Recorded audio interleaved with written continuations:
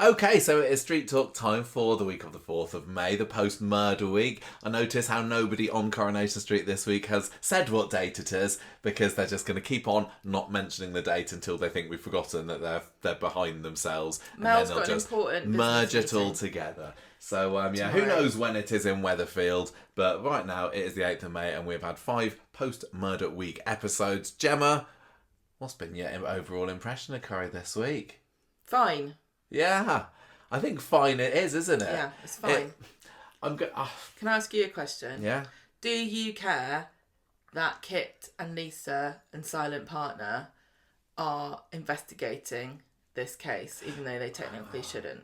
Well, Silent Partner's can do what he allowed. wants. Silent Partner's allowed. He's, we call him Silent Partner. He's just the guy that's been hanging around Lisa going arresting people. I love him. And He's occasionally appearing in interviews. I'm a bit confused because when we had the Flash Forward episode, when Betsy was being interviewed, it was 2 completely different detectives, wasn't it?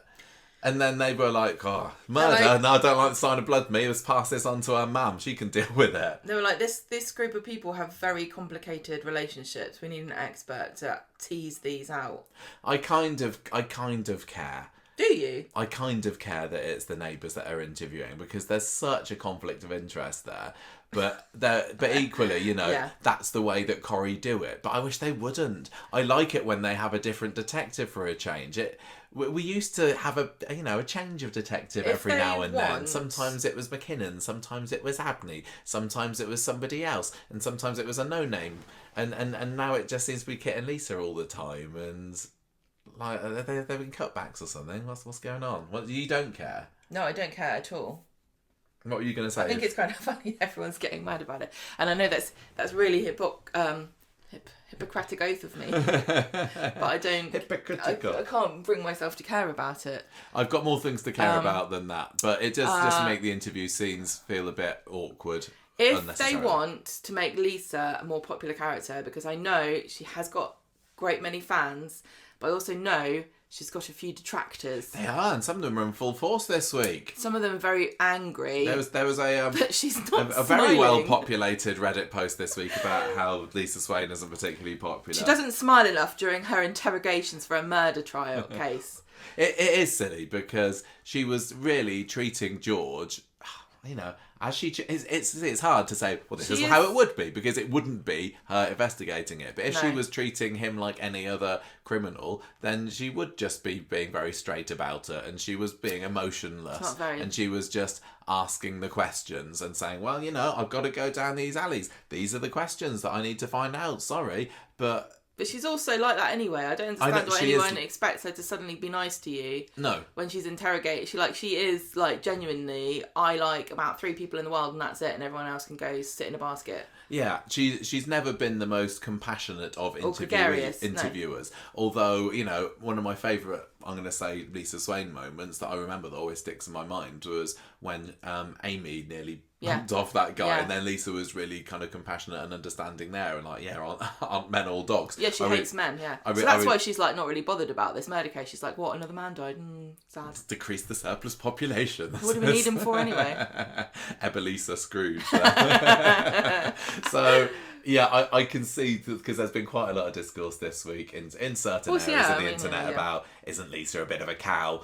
And then other people going, why aren't you judging Kit for being... Well, everyone knows Kit is like he's an anti-hero. Nobody's judging them on the same metric, are they? Because Lisa's supposed to be the hero. It's just ironic when they call him the Jolly Green Giant, because he's anything but jolly. He is a green giant. But yeah, I agree that definitely women don't have to be nice to everybody all the bloody time. It's boring. Yeah, so I just...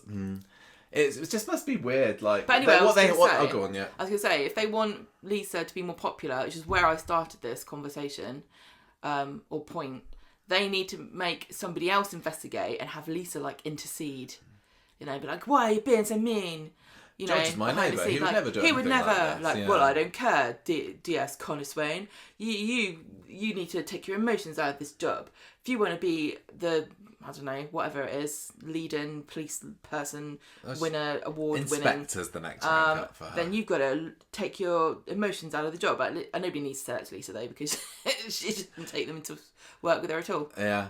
But I mean, she's definitely dedicated to that job because she should be sunning herself in I don't know where at the moment. But she's looking after Betsy. If I was Carla, I'd be a bit knocked off by this. Who we haven't seen. Haven't either seen, of them. No, not really. Well, no, we've seen a lot more of Lisa than we have Carla this week. Maybe Carla's gone off on her honeymoon on her own, like Bernie did last year. That's what I was just about to say. Lisa can go and join her when the murderer has been found. Do you think that maybe Lisa would enjoy a good naked cavort around Stonehenge? Because I think it might help her sort of loosen up a bit. I think so. She just needs to get in touch with her spiritual side. Get a few crystals. Get some crystals. Give them a rub.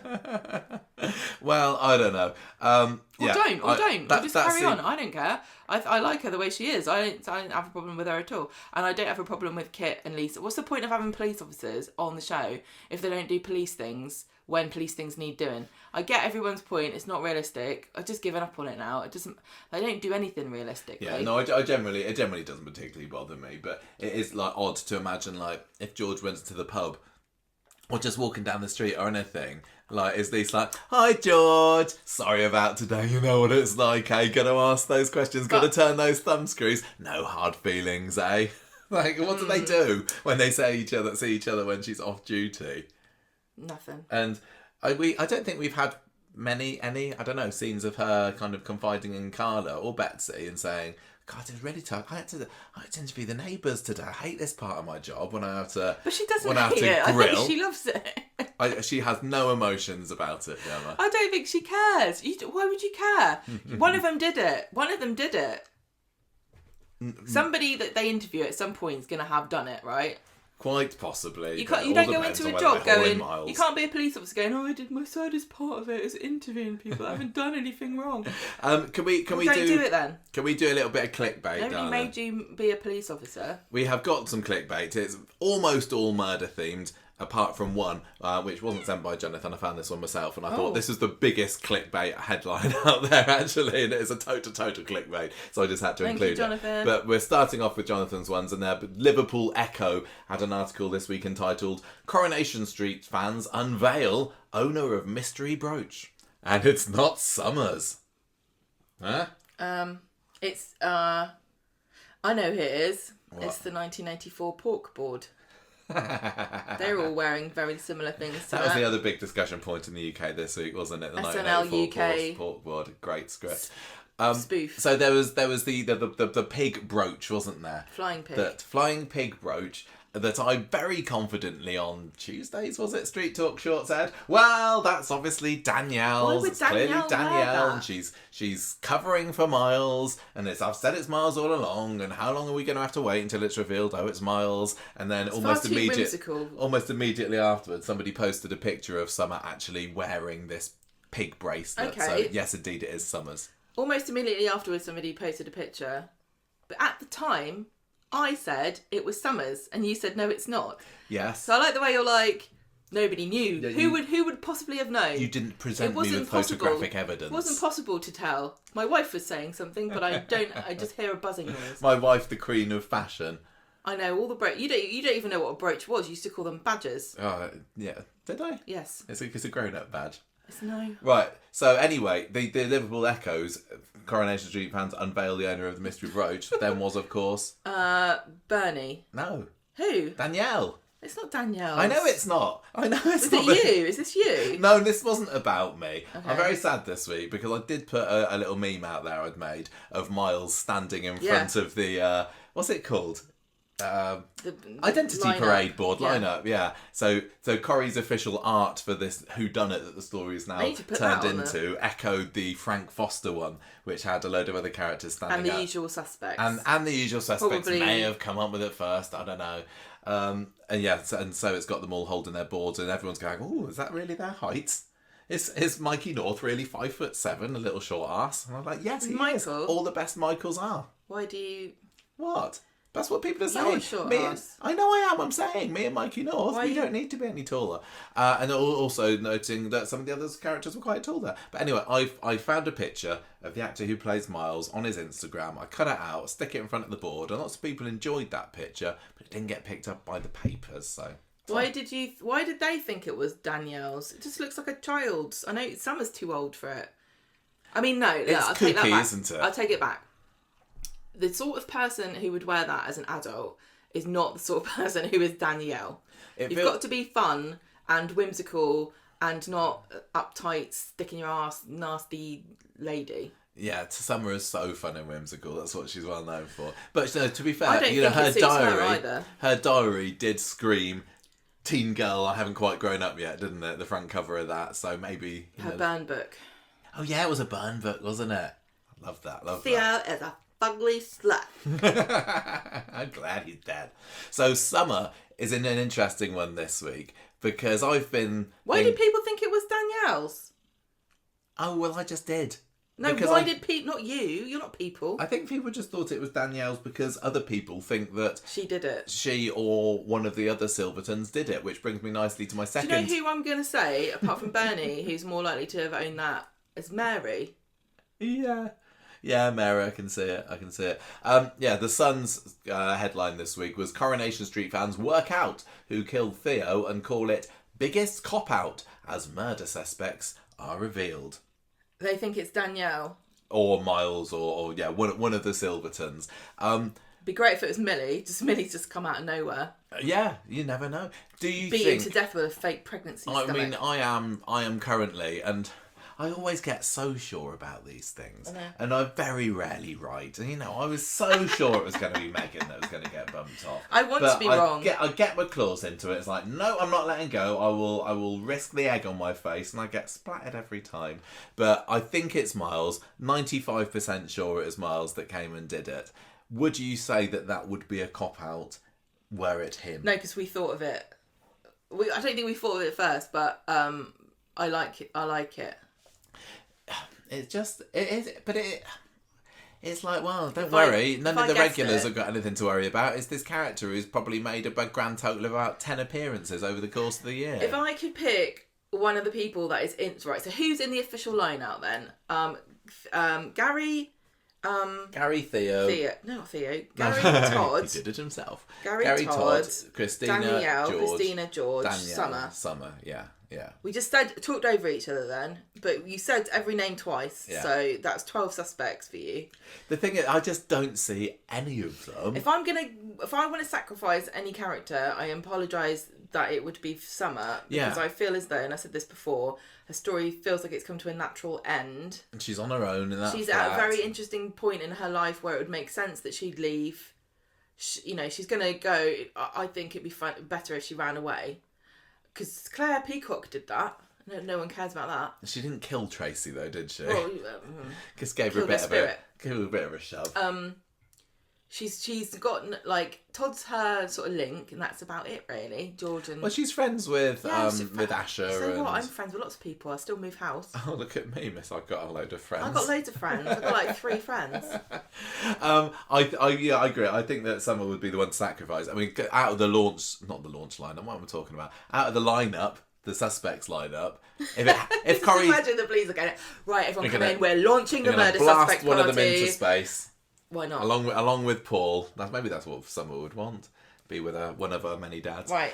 So if it was going to be one of the 6, if Corrie said no, I know we've done this in the past. I know we've had fake outs and said it's one of these and then tricked you all, but it's definitely one of these 6 this time. Which, by the way, they have not said. No, of course. They've said, oh, these 6 people will be interrogated by the police. Yeah, we didn't say they were the actual suspects. Yeah. But anyway, if it was going to be one of them, obviously Danielle's the easiest one to go. It's such a cop-out. I think they did real irreparable damage to to themselves with that Frank Foster thing.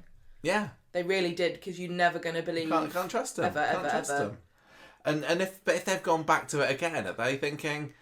I think they've forgotten about it now. I think we can pull that stunt again. What do they care? Right, so here's the point. Right, what's the point of it? What's the point? So that they can pretend to surprise us when it turns out that it's Miles. Yeah, but you're watching it in a completely different way to half the people that watch it. They'll be like, "What? Oh my god, amazing!" Yeah, well, one of the mums came up to me after school today and was like, oh, who do you think did it? Who do you think? And I was like, oh, I think it's Miles. And she's like, oh, do you? Oh, I think it's Summer.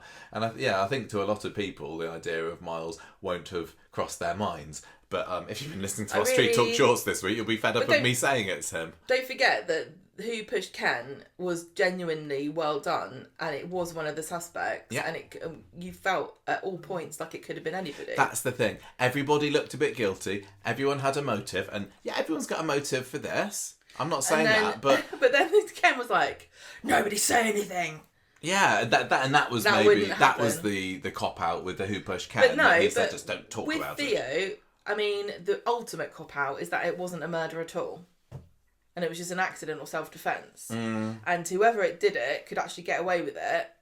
And also people have got away with murder before. And I think, like, Lauren and Max are a kind of good example. Yeah, you're right. Yeah, got to get rid of the villain. But well, Max is paying for a different crime at the moment, isn't he?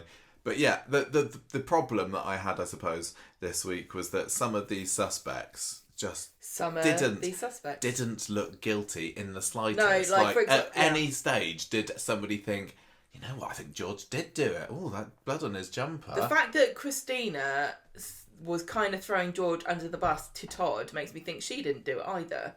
Because she was going, how do we know it wasn't him? And she wasn't saying it in like a, oh God, she seems let's to think get George in trouble. She was like, what? Oh my God, what are we going to do if it was him? She was really worried, exactly, that it could have been him. You would never say that if it was Christina. I don't believe for a minute she would say that. Although she does have that dark past of being an evil crim. So is that coming back? Is her natural survival instinct? There was, I meant to go back and look at this, but I forgot to. Some people are saying that she had a phone call or a text or something before, and that hasn't been explained.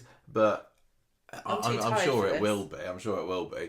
But I don't have the energy to do an investigation. I said on one of the shorts this week that Gary, at least he had the decency to look a bit guilty. And he has. Yeah, I know. But that's because he smashed the van up. He smashed the van up. That's what he was looking guilty about. And now he's deleted the CCTV. So he's tampering with the evidence. But Summer definitely has a reason to be guilty because she left that brooch there somehow. Yeah. Summer knows more than she's letting on about what happened. That's what we can say for sure at the moment. Because I don't think anybody knows that she... not that we know. Nobody knows that she was there. Before she was the last person to see Theo alive, apart from the murderer. Worked out who the brooch belongs to. No, but it will be obvious because she wore it to the wedding, and there'll be photos. Yeah, did she wear it to Debbie's wedding, or did she? No. What did she wear it to? I don't know whether she was at Lisa and Carla's wedding. I can't remember. I just saw a picture. I didn't see that one. Oh, I don't know. There's been 3 weddings. There's been multiple weddings this year. Yeah. Anyway, so. That's let's move on in our clickbait. Go on then, why not? Manchester Evening News, Coronation Street fans, Theo Silverton killer prediction, and there isn't one person responsible. What's this all about?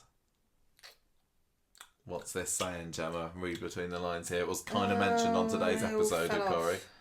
Oh, everyone did it. Everyone did it, yeah. Some people are saying, what if there's a bit of a conspiracy here? What if it was a bit of exactly kind of like what the 6 was like? Didn't they all just kind of go, oh, just bury him? Well, they were all there when Blokey was bumped off, weren't they? I think so. Too similar. I would love it. But again, it kind of flies in the face of the evidence that we've been presented with this week, which is that nobody was there. Everyone was separate. They weren't all together at any one point. Yeah, and we have had certain characters alone together this week. And if they would have said, I think we're getting away with this one. Bloody hell, Kit's got a right cob on, hasn't he? That Lisa, blimey, what is she on her period? Michael thinks it's Miles. Let's just keep pushing that, shall we? My final clickbait of the week, and this is the one that I found. Coronation Street and Happy Valley actress, who could that be, signs up for rival soap. This is the biggest clickbait ever. This is from the Mirror, Gemma. Who's a well-known actress? Well, everybody would think of Sarah Lancashire, Happy Valley, exactly. Who was Raquel. I love this clickbait because this does a brilliant job of making you think it's one person when it actually isn't. It's actually Molly Winnard who played Kayla Clifton in Coronation Street, which was the daughter of evil grooming pedo cop Neil Clifton, who was in cahoots with what's his face, Nathan, and she That was a tied lot of Bethany names up in the to garage remember. or something. Anyway, she was in Happy Valley, and now she signed up with another soap. I can't even remember which soap she signed up for, to be honest. I hope it's not Brookside or But I Neighbours. didn't see who the writer was of that one, but I very much appreciated the misdirection involved in that scammery of a pun. So you get my pun of the week. Well done to the Mirror. Okay, Gemma, so let's crack on with this week's Coronation Street. It's all brand new. I've got new storyline titles for you today. Oh, I can't say. No, I don't think any of them are very good. You always say that, but I know you secretly No, I don't. I'm not. I was really had a bit of a writer's block this week with these. So we're going to start off with See You Later, Perpetrator. Is that okay? Is that not terrible? Stupid. Theo Later is Theo's dead storyline title. I did have a couple of other ones. Theo Rising and Falling, because he fell off something, didn't he? Yeah. Oh no. And Theoly Departed. That's silly. All silly. I like Theo Later. Theo That's Later. great. Right, next up we have got all the drama in the pub, and it is not just any drama, it's a melodrama. It is Melodrama. I don't know whether that's an Irish thing in there. Melodrama, that's our Irish cousin. Mackie Newland. Yeah. Never liked her. That was Jim's other bit on the side when he was over there. Melodrama. Oh, all the people from Scotland on Ireland are like, yeah, heard that one before. This is an adding on to the Twisted Sisters storyline, but it's for this week I've called it Twisted Sisters Sister Mr. Kister. Say it again. Twisted Sisters Mr. Kister. Disgusting. They're very disgusting. It's terrible stuff. Gemma. Yeah. Calm Dan. That's What my does next that story. mean? Calm Dan.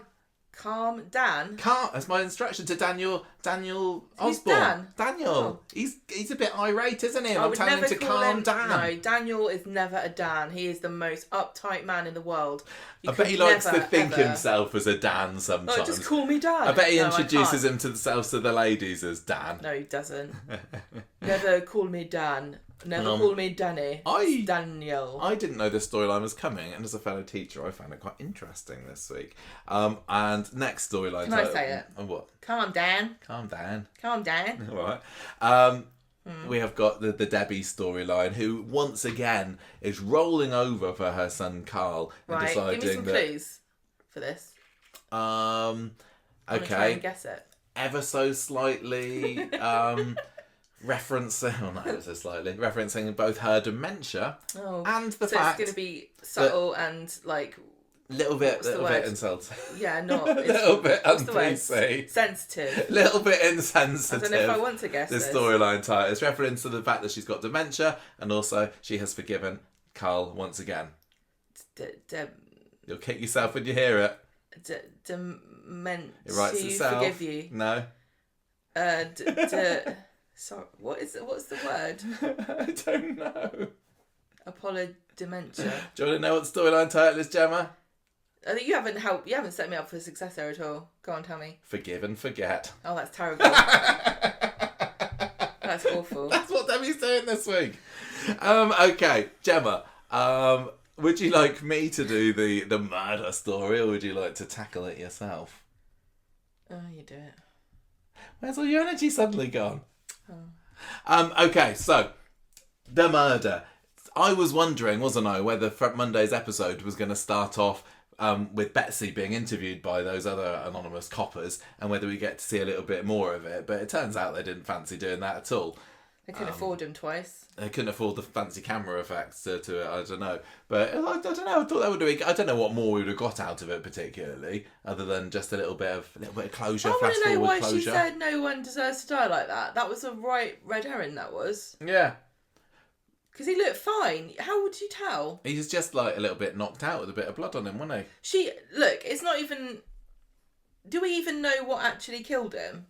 Yeah, there's no way she knows from the fact he was lying on the floor. He suffered blunt force trauma before the fall. We know. Right, where to? Noggin. His noggin. Mm-hmm. What about what's that one they always get? What's the one that's always just getting hit for no reason and it explodes? Spleen. How's his spleen? Not so good, probably. I bet it's pristine, actually. Like a spleen. We're going to do spleen. We're going to do a spleen transplant for Todd.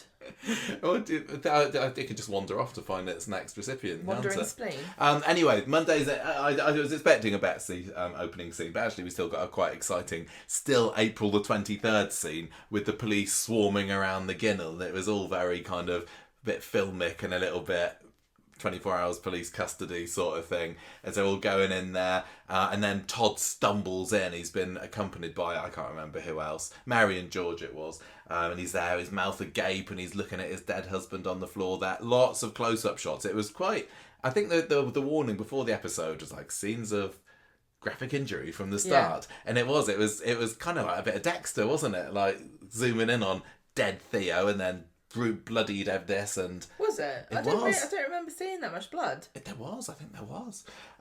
So then we get to have Todd back in number 11 later on that day, I think it was, and that classic high pitched sound that Corrie likes to overlay on top of scenes where characters are feeling a little bit zoned out. He's there with Glenda, with George, Christina, Kit, maybe some others, I don't know. They're talking about what is going to happen to this next. Who's going to pick up the body? We can't do it, says Todd. No, don't worry. George says, we'll sort that out. Somebody else is going to do it. Don't worry. Now's the time for grieving, no matter what we thought of Theo. That's what I'd say if I killed him. Yeah, and I was just like, I was looking around the room, everyone was there, and like none of them did it. None of them looked guilty in the slightest. They look shocked. Maybe it's Mary, because she's been the hanger-oner of this group, hasn't she? I told you. Nobody's suspecting her. It's her brooch. She lent it to Summer. Could be, couldn't it? Yeah. No. So Kit's interviewing Todd later on. He pops around. This is in the living room still. And Todd tells him everything he knew. So he was running and hiding from Theo last night. Yeah, he chucked the watch. He got out of the taxi and Theo was standing in the middle of the road. Yeah. Then he ran away, hid in the precinct, threw his watch to distract Theo, who was tracking him, and then ran away to some road that they keep saying the name of. I forgot it. Inkerman Street, which is... Christina kept saying, "Oh, I had to get in the car. We had to get in the car to go get him." George couldn't do it because he was drunk. Inkerman Street's round the corner. I get the impression that Inkerman Street's not too far away, but you never know. Well, maybe if I was Christina... You didn't know where Theo might have been lurking. I would get a car and ram him. What, ram into Todd? No, ram into Theo. Oh, like I'm not going to go pick up my friend who's running away from an evil, nasty man if I don't have my car that I can run him over with. Theo brings up how could run anyone over Theo with my car. had once before at least threatened to take his own life, and Todd's like, well, he did, and Theo definitely did have a few mental health issues and was. Yeah, didn't he? He was... Yeah, but I'm just going to say... Not so well in the head at times. Yeah, but I'm going to say that... I can't... Did they say this in this show? Or did I watch something else about this? It's a manipulation tactic. It's coercive control. It's another way of controlling somebody. It is, but you can't deny that there were times that Theo felt absolutely terrible about himself, and he was really, really racked with guilt at times.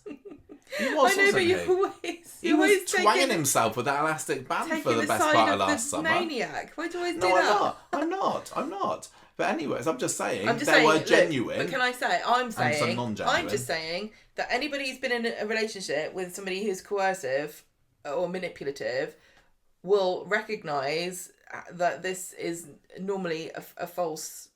Well, this is what Summer and George were saying as well. Like, he'd say anything to get to cause misery, to get You're not people feeling bad for him. For somebody else. Like the idea that the victim should feel guilty and be responsible for somebody who is saying that is awful. It's awful. Totally. Even if he did go through with it, it would not be Todd's fault. No, absolutely not. Mary. She's been quite canny this week, hasn't she? Because she's heard that last week was murder week. Yeah. And nobody up until this point is suggesting it's a murder. She's like, is anyone else dead apart from Theo? Because I think it's murder then. Last week was murder week, right, guys? Everybody? It's got to be him then. He's been murdered, yeah. Oh, unless it was that song I was singing in the shower yesterday. Everyone hated him after all, she says. Shut up! Shut up, Mary! Then we cut to next morning. At this point, Kit's still there, isn't he? Kit's still there. And he writes that down on a bit of paper. He's going to sign her up. I know. Next to recruit at Weatherfield Police Station. She'd be so... Can you imagine Mary as a police officer? She'd be so annoying and eager. I can imagine her maybe being on the front desk, sort of public facing. Yeah, and you know when she gets that funny look on her face when she's doing something serious, but she's obviously still being comedic? Yeah. If somebody comes up to her and they've got to report a crime and she puts on her special... This is important and serious. Right, everybody. Oh, listen to I need a new pencil. And then not being able to stop herself from gasping when she hears that it's a bit of a juicy crime that's being reported. Right. Anyway, so it's the next morning now. Sarah's fine after being hit on the head the previous day. Well, she's come out of hospital, isn't she? She's out of hospital. She hears from Gary and They Kit wisely didn't do a scene with her in the hospital. Yeah. What was the point of that? Just to, I mean, the Jodie story was put on pause a little bit this week, wasn't it? Until her return. Well, she's going to be angry when she finds out that she was bonked on the head by Jodie. Yeah, as if they didn't need another reason to. We're just going to park that. Park that for the moment. Nobody seems that bothered about it though. Nobody seems to be thinking it could be like Kit hasn't gone. Oh, I wonder if it's the same person. Like maybe I missed something here. But if there's somebody running around. Murdering people, hitting people on the head, and 2 people got hit on the head, I'd be thinking it was the same person. The Phantom Bonker is the same person. The Phantom Bonker is almost like the Bathroom Bomber, but it's 2026. Well, there was also the Phantom Car Dropper Honor, wasn't there? Who we still don't know. People don't know that happened, do it? Or at least what do they think happened to Kit? Carl then? Well, they don't know. It's still a mystery, isn't it? I don't know. He's in. Yeah, well, I don't watch this when show. We get to that scene, but it's still a little bit of a mystery in some people's eyes about what happened there. But anyway, Kit. Says, why aren't they bothered though? Kit is exactly the same when Jodie was found running in the woods out of nowhere with handcuffs on. He's like, who built the pyramids? We just don't know some things. We have to accept that some things are just by definition unknowable. Inexplicable. Yeah, just like that magazine. Exactly. I forgot to get you your cereal, by the way. Oh, you were going to buy me some cereal on I just realised it's too late. Never mind. What made you think about that? Because I looked at the time. Kit takes the chance to ask Gary if he saw Theo last night. And he mentions that the van was broken and Gary doesn't particularly like the insinuation that he was involved, or at least he acts like he didn't. I mean, we know that he actually was involved and he was the one that did it. So This is the beginning of Gary looking a bit... Secretly before it was on screen. Oh, was that the one that we saw? Yeah, because we thought it was Gary's van, but it wasn't. Yeah, we did, didn't we? We saw a smashed van at some point when we went to Coronation Street. I totally forgot about that. I didn't. I think we've got a picture of that we've never put online. We do, yeah. I need to find that. Okay, so Betsy comes downstairs, and this was one of the, 30 seconds that Swala family were on screen on Monday's episode. It's been timed and noted by... Precisely the second. Not by me, I hasten to add, but there are people there that were hoping for a lot more Connor Swain action this week and were severely disappointed. I know a lot of people also quite mad that people aren't calling Lisa Connor Swain. Instead of, some people call her Swain. Well, George called her Connor Swain, didn't he? He corrected himself at one point. I think, I'm just going to say, Lisa is perfectly capable of correcting people herself, and I don't think she's that worried about, I have different names depending on whether my actual name is, not your name, but if somebody calls me out, I'm not mad about it. It's always really interesting to me how mad people get about women's names.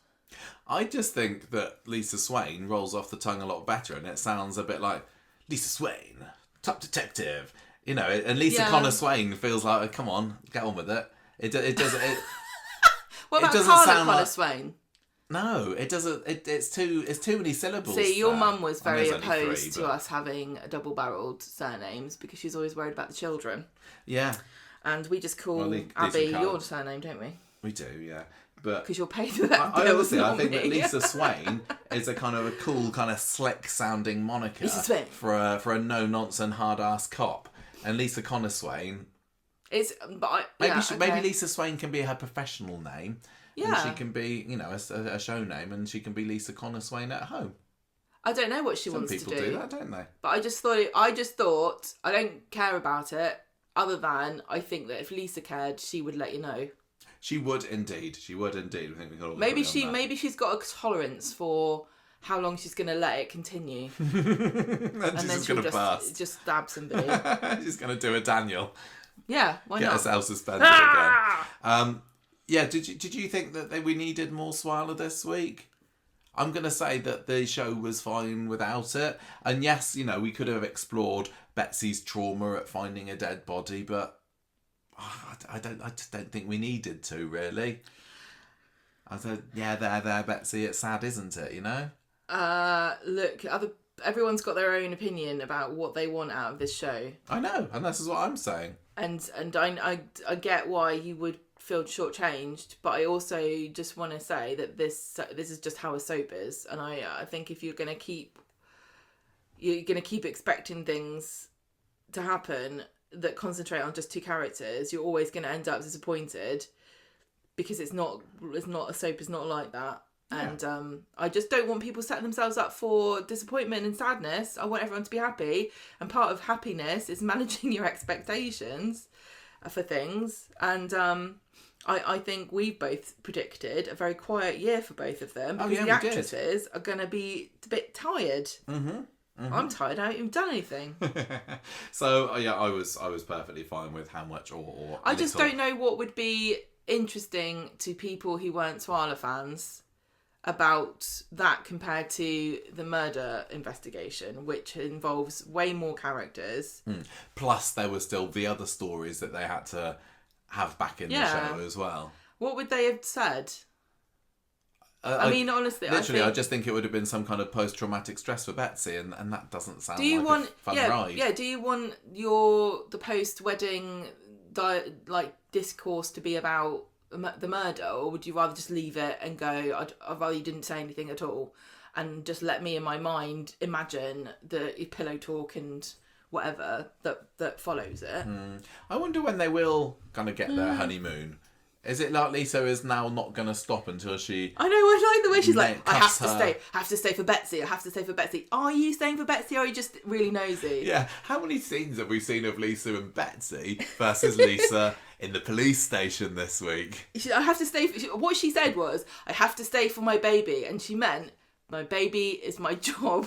I'm just waiting for Carla to be sitting outside the factory looking lonely and saying there's three of us in this marriage. I always knew she was married to her job, and this proves it. Or to come downstairs and Betsy's just there on the floor, dehydrated and starving, and Carla's like, I thought your mum was looking after you, so that's why we didn't go on a honeymoon. And she's like, no, she's neglecting me. I can't look after myself. I'm 18.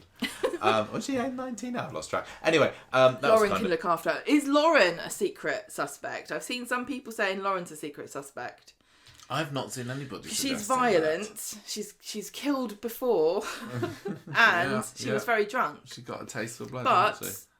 But Lauren wasn't there, Gemma, was she? She was in town. Yeah, but they both found the body. Did Lauren just go, hang on, Betsy, I've just got to go murder Theo, I'll be back in a minute? Yeah, I don't think so. Right, Sarah is going to go and visit Todd. She goes and sees him, gives him a big old hug. Love that they're still keeping that going. And Todd realises, Gareth has been great again this week, hasn't he? He's haunted. The emptiness that he's feeling. He's like a ghost. The shock. And he's like, oh my god, I need to tell the Silvertons about this. But George says, don't worry, I'll check up on it, and I think maybe they already know. Hint, hint. I love telling people that their relative's dead. It's my job. Yeah, that's why I got into it. Mary gives him some post, and it's the wedding photos. What the heck?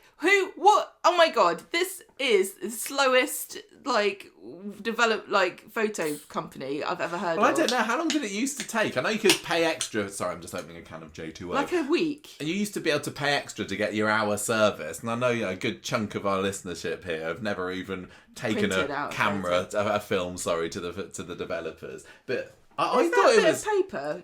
I have actually got some down here, because you can go to Tesco's, can't you, like we do with our Corrie pictures, and get them down in an hour. But I'm sure that when we were younger, it was please allow up to 28 days for delivery. No, it was not delivery. Go and pick it up. You can get it delivered. Who do you think you are, fancy? But he's not gone to pick them up. He's gone to. I know, so it doesn't. It's irrelevant then. It's like saying, you used to have to drive. You used to take a horse down there. You wouldn't be able to drive. It doesn't matter. It's got nothing to do with it.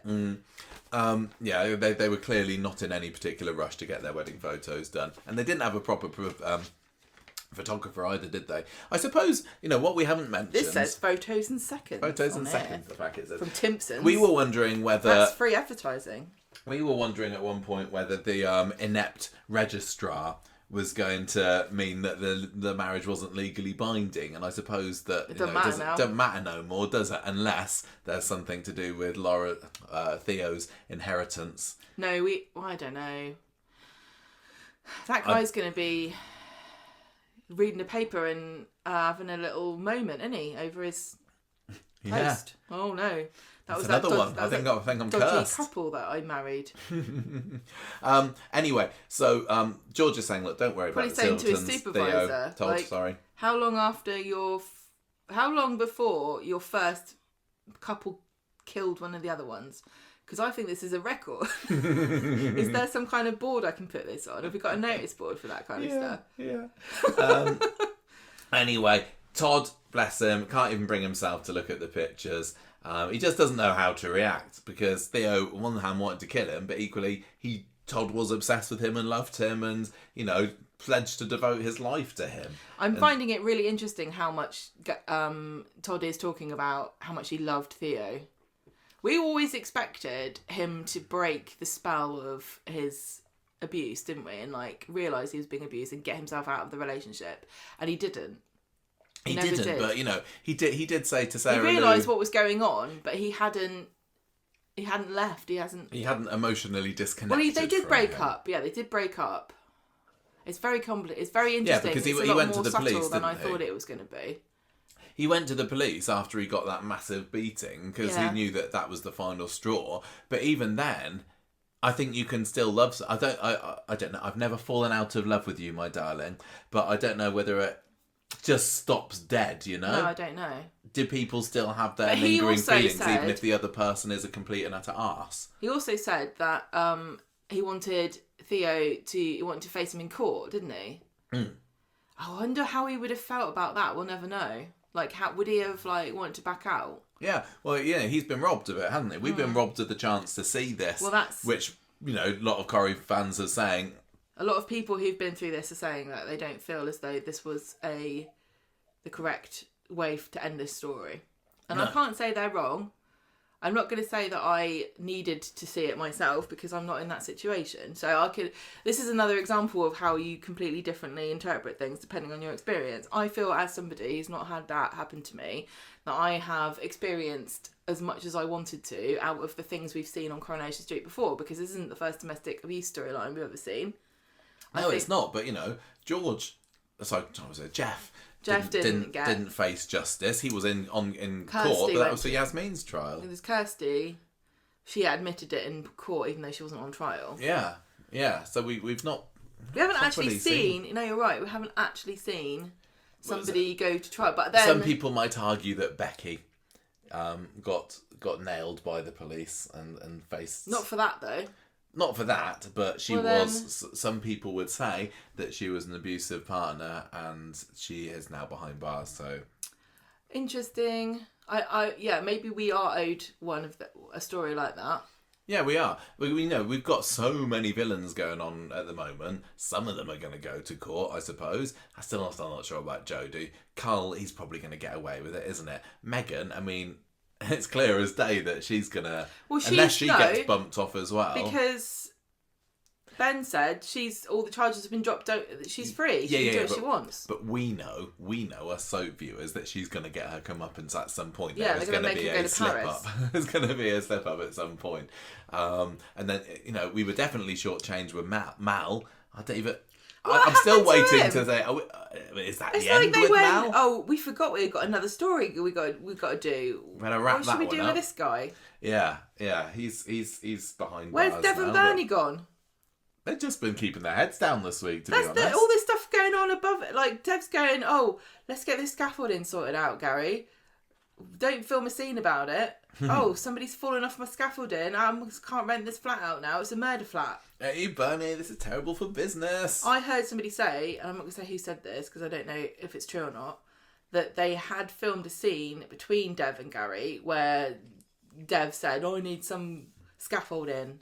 And Gary went, no problem. And they cut it. Oh, I did not hear that. I've not heard that. I bet you they're kicking themselves. If that's really true, I bet you they're kicking themselves because everyone keeps going on about what happened, why is the scaffolding there? Is it everyone or is it just us? No, lots of people have been saying it. Okay. Anyway, look, we've taken ages to get through this scene. Sarah's telling Todd, look, there's no right way to handle this. Just grieve whatever way you feel is best to grieve. Well, he says, I wish I could go back and stop it from happening. Yeah, and then kind of heads upstairs or out or somewhere. He can't cope. He's feeling very overwhelmed after all this. He goes to eventually, the pub. He's in the pub with Gary there. George and Summer come along and... I can't remember what happened here. I've written in my notes, he's a bit sarky to Leanne about maybe he slipped. Yeah, they're all... yeah, Leanne's saying, maybe he slipped. And Todd's like... Yeah, maybe Leanne. Maybe I killed him. Maybe. Why don't I get credit for my handiwork? Yeah, and Summer takes his pint away and says, I think you need to come home now.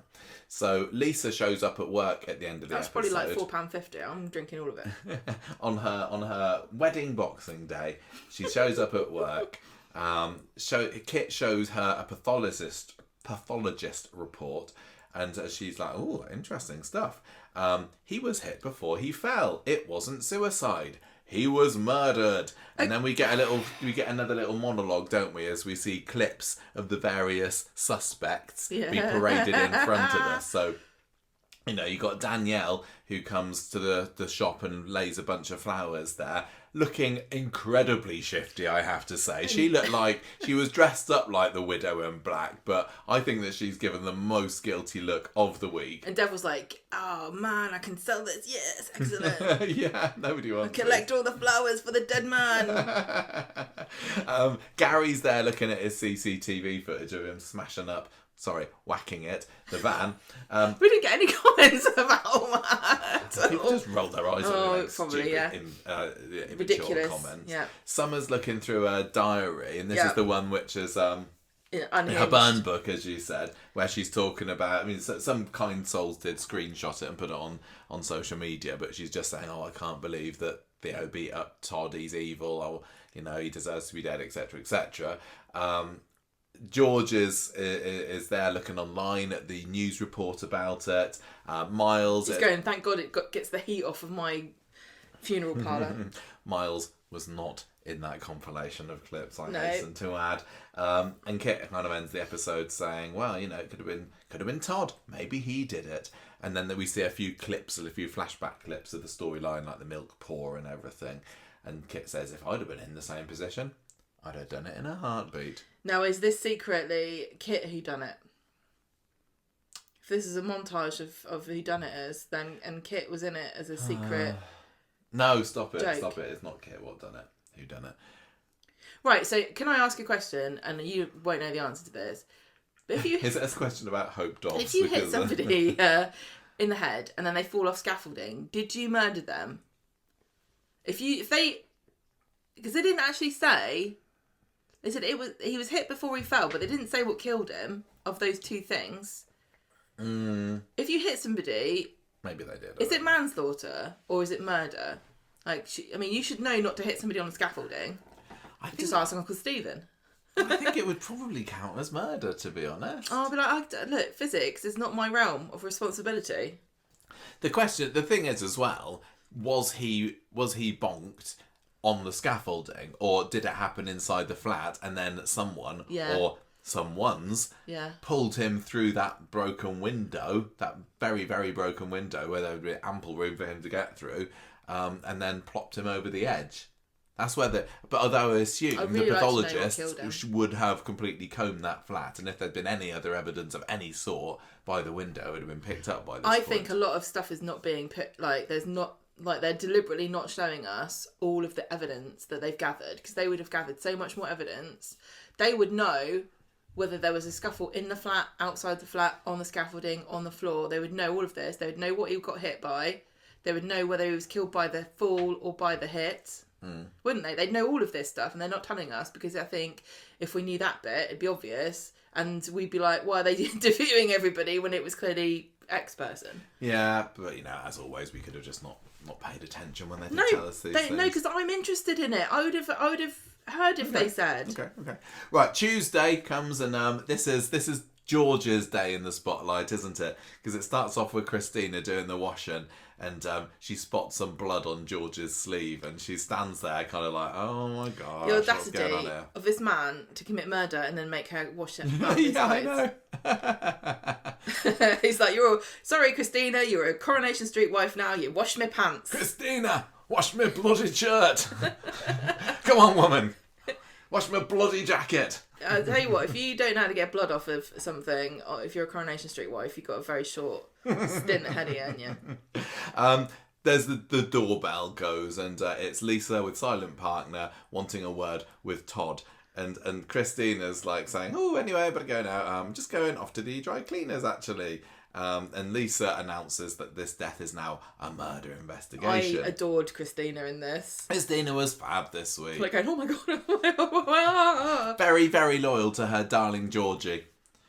Maybe, not, some would not say the most maybe sensible. So loyal that because she did it, but I don't think so. Yeah, there is nothing about her. I know she's been a liar in the past, but there's nothing whatsoever about her behaviour that would lead but now viewers to think that now she's I'm done thinking that maybe that means that she did it. No. Because she does have a criminal past. I think I might love it if she did it. Only if she gets away with it. If she did it, whoever and did she it, got away with it, yeah. That's kind of genius. one of the best outcomes. Yeah. Like, go on, you go, girl. Yeah, you go watch on. yourself. Because we've seen she's very tall on that lineup. On the lineup, isn't she? What did She's you say 6 she was? foot. 6 foot. Yeah. I wouldn't want to be killed by her. I'd rather be killed by Summer because she's smaller. It's like, what weighs more, a ton of feathers or a ton of iron? So Todd is being questioned by Lisa later about his plans, what he did on the day of the murder, basically. What was he up to? You were going to Thailand, right? Yeah. And then you abandoned your plan to get away from... you abandoned your plan to go to the airport because you didn't have your phone with you. I know, this Bit is so odd. weak. And I was like, no, we kind of need a phone. This is 2026. If I'm going abroad for 2 weeks, yes, I will stop my taxi to get my phone, actually. Yeah. When he said my tickets and everything are on it. Yeah, because he's not an idiot like us and turns up at the airport and go, what do you mean we have to have already had our check it tickets early. and pay £100 to get them printed out?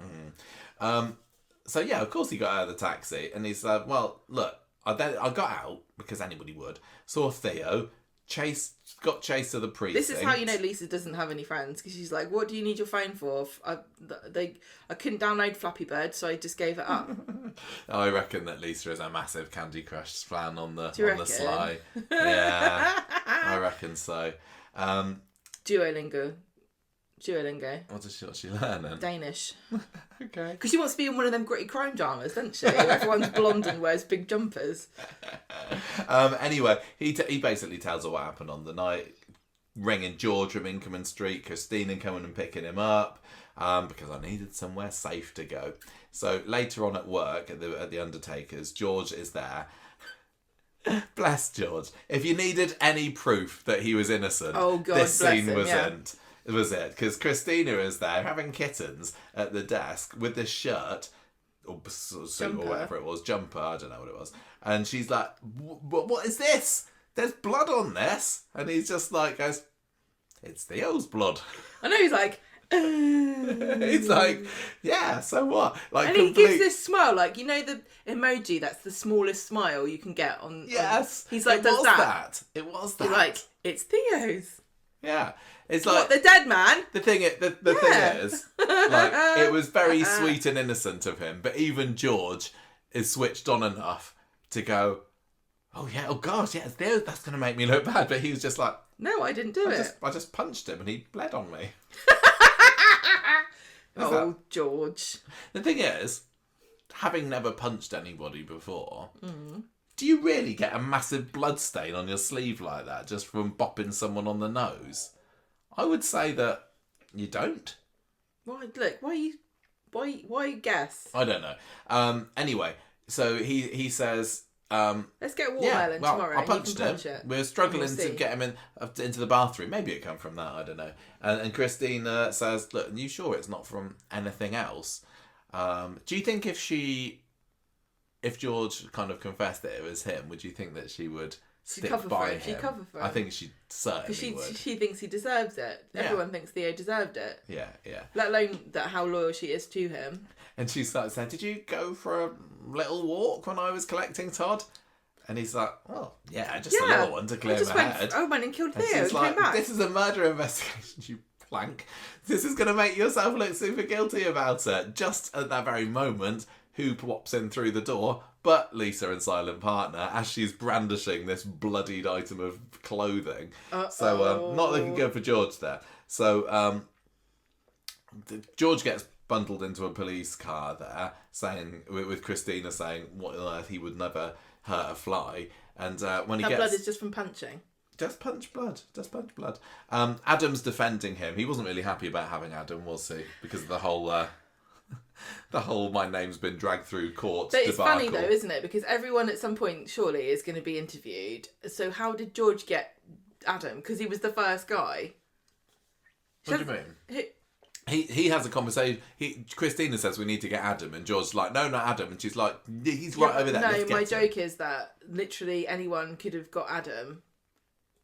Oh yeah. You know, who gets custody of Adam if we're all up for murder? Imagine if Adam was just there in every single interview, and Lisa's like, "Look, this isn't appropriate. You can't represent all of them." And he's like, "Oh, not appropriate. What about investigating your neighbours? Yeah, let's not start that game. We don't follow the rules of policing here in Weatherfield. You know that. We all do whatever we want all the time." I agree. Anyway, she's interviewed, and he says what happened. Called the police. I saw Todd. I went to the pub. Heard his escape, went off to get Todd. Anyway, he basically just tells them, he's very kind of plainly says that this is what happens. And when... He was never alone except for when Christina went to get Todd. Mm-hmm. And he lies and says, "I never left." But then later on he says, "Well, maybe I might have done. But I only said that because I was getting nervous about it. I went on a little walk to clear my head, but I didn't see Theo or anyone." So Lisa's like, "Oh, really? So, looks like you don't have an alibi, Mr. Shuttleworth." Lisa said, "Nobody can confirm your account." Yeah. Also, nobody can confirm I didn't stay at home then. Exactly. That is not enough evidence. Well, I don't know. I'm not a policeman. Adam goes to number 11 later and tells Todd and Christina that he doesn't think they're going to charge George. Christina's worried, though, that they haven't let him go yet. And she's kind of thinking that maybe her precious Georgie Pie did actually do it. Anyone would do it. Yeah. It makes sense, I suppose. Well, it doesn't make sense. But it does make sense. I think you would naturally be suspicious of anybody. Like, it's you'd more hope likely not. to be somebody like not even in a soap. It's more likely someone you know. Yeah, exactly. So Wednesday starts. Oh no, George is in a cell. He's got that classic Coronation Street opener of him looking a bit sad in a cell, all alone. Kit comes in and says, "We got more questions for you, matey." So meanwhile, are you allowed to take a blanket? Are you allowed to wear a blanket and be like, "This is my outfit"? Can I just have a little snuggling thing to curl up? Why do they make you like? Oh, look, I'm not gonna hurt myself. I just like to snuggle in my prison cell. Can I not do that? That's so mean. George can just give himself a bear hug. He's fine. Also, I'm gonna miss my Duolingo if I'm in overnight. Why are you talking to us twice, Duolingo? Because I got to do it before midnight. I think we will, Gemma. It's only 7:30 now. So George, Christina and Todd and Summer are talking at the house, I think, about George being kept in overnight. Also had loads of enemies, so this sounds like it could be a whodunit, doesn't it, everybody? Ooh, how exciting. Summer's particularly worried that George is going to be sent down for murder. It's because she knows that she's the one that did it. Yeah, well, whether or not she did it, she clearly would be thinking here, at what point do I tell the police that I was there or don't I? Do you know, and would I have to confess to the police whatever it is that I've done in order to stop George being sent down? Do you not think they're quite curiously uncurious about who it was that did it? Because they were talking about it a bit at the beginning of today's episode. What were they saying? Well, it was when they were... They weren't. Oh no, they weren't, were they? They were talking about they just have to look up. Maybe they all did do it. Because I would be like, who the hell did it? Mm-hmm. I'd be asking everybody. Wouldn't you? If somebody got killed, I'd be like, hey, did you do it? Because I'll totally They're all give you too busy high just five. saying that they didn't do it. No, but that's such a guilty, like, you would... That was what you would say if you did it. If you didn't do it, you'd be like, well, who did it then? Why aren't they worried who did it? I can't remember. What if their neighbours is a murderer? And they're not worried about it at all. They're just like, oh, who really thinks I did it? Or just some rando. Okay. Well, then that's even worse. It's a random murderer running around and they killed Theo, who's like the biggest lad around. Yeah. So George is back in the interview room and he's getting a little bit frustrated. He's being asked the same thing over and over again. And I said, yeah, I'm sad he's dead, but only because of those kids, Miles and Millie. And Lisa's like, well, we've got some new evidence, actually. Here's a photograph of a flying pig brooch. Is it yours? Do you know anything about this, Mr. Shuttleworth? And he's like, no, never seen this, or never seen this before in my life, actually. And Adam says, well, time up. Final question. Started, so I'll finish, says Lisa. Are you absolutely sure this isn't yours? No, definitely not, says George. Bye, I'm going home. Gary and Maria find Summer having a good old blub in Victoria Gardens later. What? I'm just thinking, if it's not Miles or Danielle. How could you bring yourself to Summer that conclusion? definitely seems like the most likely one to me. I'd love it if it was her. It's so clearly not George or Christina. 100% not Gary, even though, at the end of Thursday's episode there's a little bit of a clue that wasn't explained today. Summer has been... She's been withdrawn, hasn't she? She'll go so much higher in my estimation if you turn out to be a murderer. Especially like her, the size of her compared to Theo. Yeah, I just don't know how she would do it, literally. How on earth would she do it? Run towards him and then sort of like hold her arm out front and grab him around the neck, swing herself around, like lands on top of his head, bash him with like a secret weapon that she had. Shoe. Hit him with a shoe and then... Faint on him. Smother him by fainting. And then they both sort of stumble towards the window. He falls out and she just gains consciousness, hangs onto the rim of the window, swings herself up onto the roof, runs across the terraces, jumps down over where the medical centre is, and then she's home for a kebab. I certainly hope, Gemma, that you haven't been giving us any spoilers there. Well, I wasn't there when they filmed it or anything. Just found the script, picked it up when we were walking around, weren't you?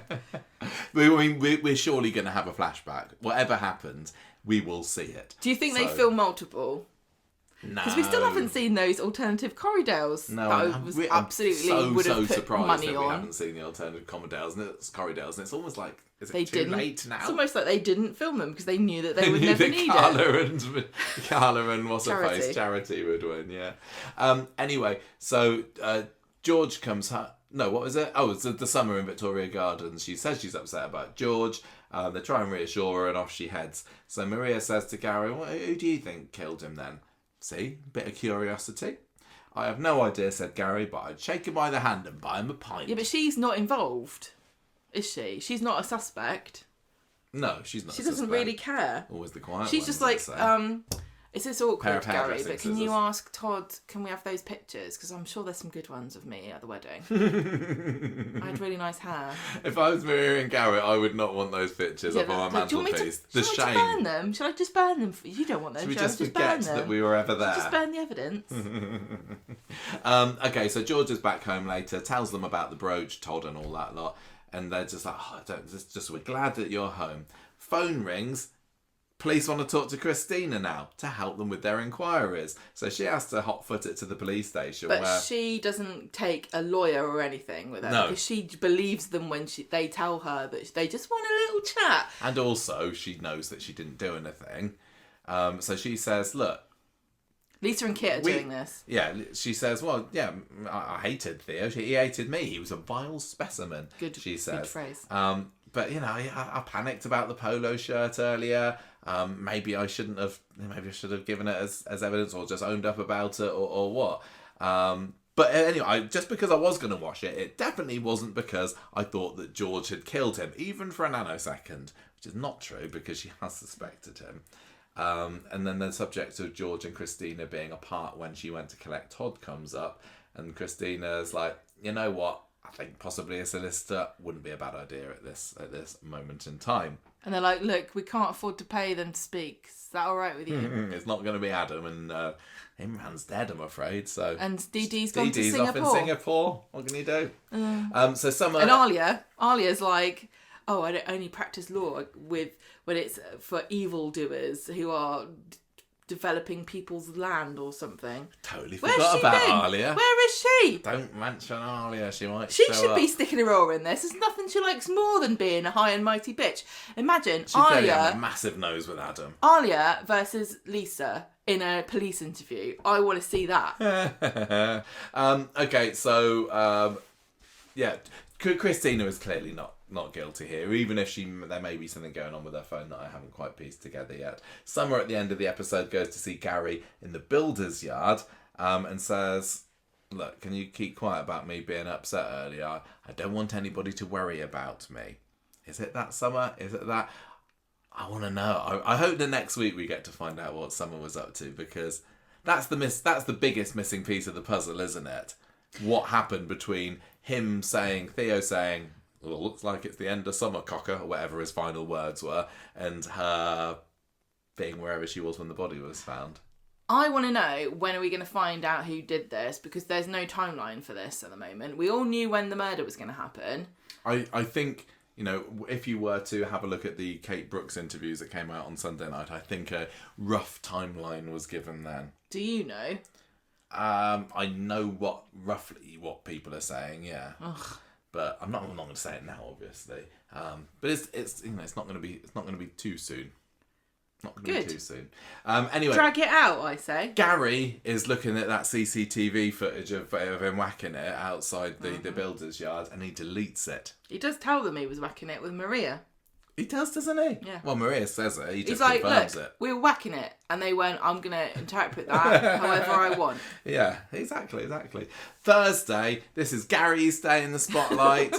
I called it, was it Monday Street Talk Short? I said, this is a whodunit by numbers. Yeah. It really, really is, isn't Instantly it? formulaic. That's why this week even though I was so excited about the story last week, and that was knowing who the victim was going to be, this week it really was just a case of, okay, on this day this person's being suspected, and the next day the next person's being suspected. Oh, one look, this person's looking guilty. Oh, but they're feeling guilty about something else. I don't think there was. To do it? Well, exactly. I don't know. I don't know how else you. But Corrie, like you said earlier, the Who Pushed Ken storyline was a great whodunit, because it could have been everyone. Everyone was acting a bit suspicious. There were multiple layers and multiple threads, and everyone having their own little spin-off story and reason to have wanted to push Ken down the stairs. And all the way through that whodunit, we were like, oh, I think it's going to be Phelan. I thought, oh no, it was definitely Daniel. No, Tracy, look at what Tracy did. No, she was harbouring Rob. I think Rob broke in and he did it. And it was so well done. And, I think I'm possibly being a little bit stubborn about it and not opening my mind enough to the possibility that it was someone else, because I'm just saying, it was Miles. Maybe I'm kind of sabotaging my own enjoyment of the programme by not allowing myself to theorise that it could be someone else. I am most curious about Summer, but at the moment, I just can't be shaken from the idea that it's going to be, as the clickbait said, a massive cop-out, and it turns out to be Miles, because who cares? And it's going to be Miles, and then what's the fallout of that? Absolutely nothing, because Miles doesn't live on the street. It'll just be that's that done and dusted then. You found out who it was, but you never guessed that. Don't moan about it before it happens. I know, and I do this, don't I? So often, I'll have a big old rant and a moan at something, and then end up looking like a total idiot because it's not true. And I'm listening to, and I'm just imagining some of the Corrie writers listening to this episode going, oh, Michael, you idiot. Why would we make it Miles? That'd be rubbish. Oh, gosh. But, I don't know. Who knows? Right, Thursday then. You couldn't cope with an Agatha Christie. Because it's always like, oh, that guy. It's just a bit Scooby-Doo, isn't it? It's like, oh, well, who's done this? It's the caretaker, the only other character that's in it. Excuse me, it was the caretaker dressed as a ghost. Have to put some respect on it, please. I just waiting for the big reveal where Miles comes in with a fake pregnancy belly. Yeah, and then they whip it off and it's like, it's not a woman at all, it's Miles. You killed your dad. No, I'm Millie. Pregnant Millie. Thursday's episode starts quite early in the morning. 5:30, Maria finds Gary in the builder's yard. She knows there's something a little bit wrong there, and he's like, don't worry, babe, I just need to get my VAT sorted. And he's doing a pretty good job of trying to cover the fact. Well, he thinks he's doing a good job. But is he actually? What is he doing there? Is he really doing his VAT? Because he doesn't have to get up at 5 o'clock in the morning to delete a CCTV video. He deleted it the night before. Exactly. But this has been going around. I think sometimes, if you have done something a little bit naughty, I wouldn't know, and then you erase the evidence, you might be feeling a little bit guilty about it and thinking, is this going to catch up to me? I wouldn't go to work at 5:30 in the morning. I'd go to Starbucks or something. I mean, he could well be saying, I've changed my mind, this makes me look mega guilty. Is there a way for me to undelete it? Maybe? Oh, undelete it and show me smashing the crap out of his van? But he's got a reason for it. He didn't smash Theo's van because he was going to kill him, did he? If he just tells the truth... It doesn't matter anyway. And I know he's had these run-ins with the police before. They got the text. And I know as a windass, he would have grown up not trusting the police. You know, years and years, that's what Eddie and Anna would have said to him. But they only have to look at his record to pull in the most likely suspect. But anyway, I was really chuffed that Gary got his time in the spotlight on Thursday, because he's been very underused, super actor, and like I said, at least he had the common decency to look a bit guilty, to maybe make me question. I didn't question at all. But... Have I missed something? Or have they not even gone, who smashed up this van? Because I think if I was the police and somebody got murdered and their van was smashed up, I'd be like, this might be connected. They don't seem to have mentioned it at all. And it was parked outside Gary's builder's yard. Yeah, it doesn't get mentioned. Does it get mentioned in the interview later? Imagine if Gary smashed up a different van and it wasn't even Theo's van. No, Theo was inside it, wasn't he? He was inside it. He was in the back. Yeah. Anyway, so... is this not a big piece of evidence they're not... or have I missed something? Let's find out. I might have forgotten. Right. So Maria has a little chat with Asher in the salon, saying, Summer's at breaking point. I think we need to keep an eye on her. Gary, meanwhile, later on, comes into the salon, and Maria says, look, Gary, bistro for lunch? Very lovely thing for husband and wife sort of thing to do, wasn't it? But really, her ulterior motive is, I want to find out what on earth is eating away at you. You know something, and I'm going to find out what it is. She basically says to him, you didn't murder Theo, did you? And he's like, oh, babe, I've done something stupid. And he confesses about smashing the van up, deleting the CCTV, so there's no evidence. He makes out, he's like, don't worry, I'm in the clear. And I do appreciate how buoyant Gary is about this and reassuring.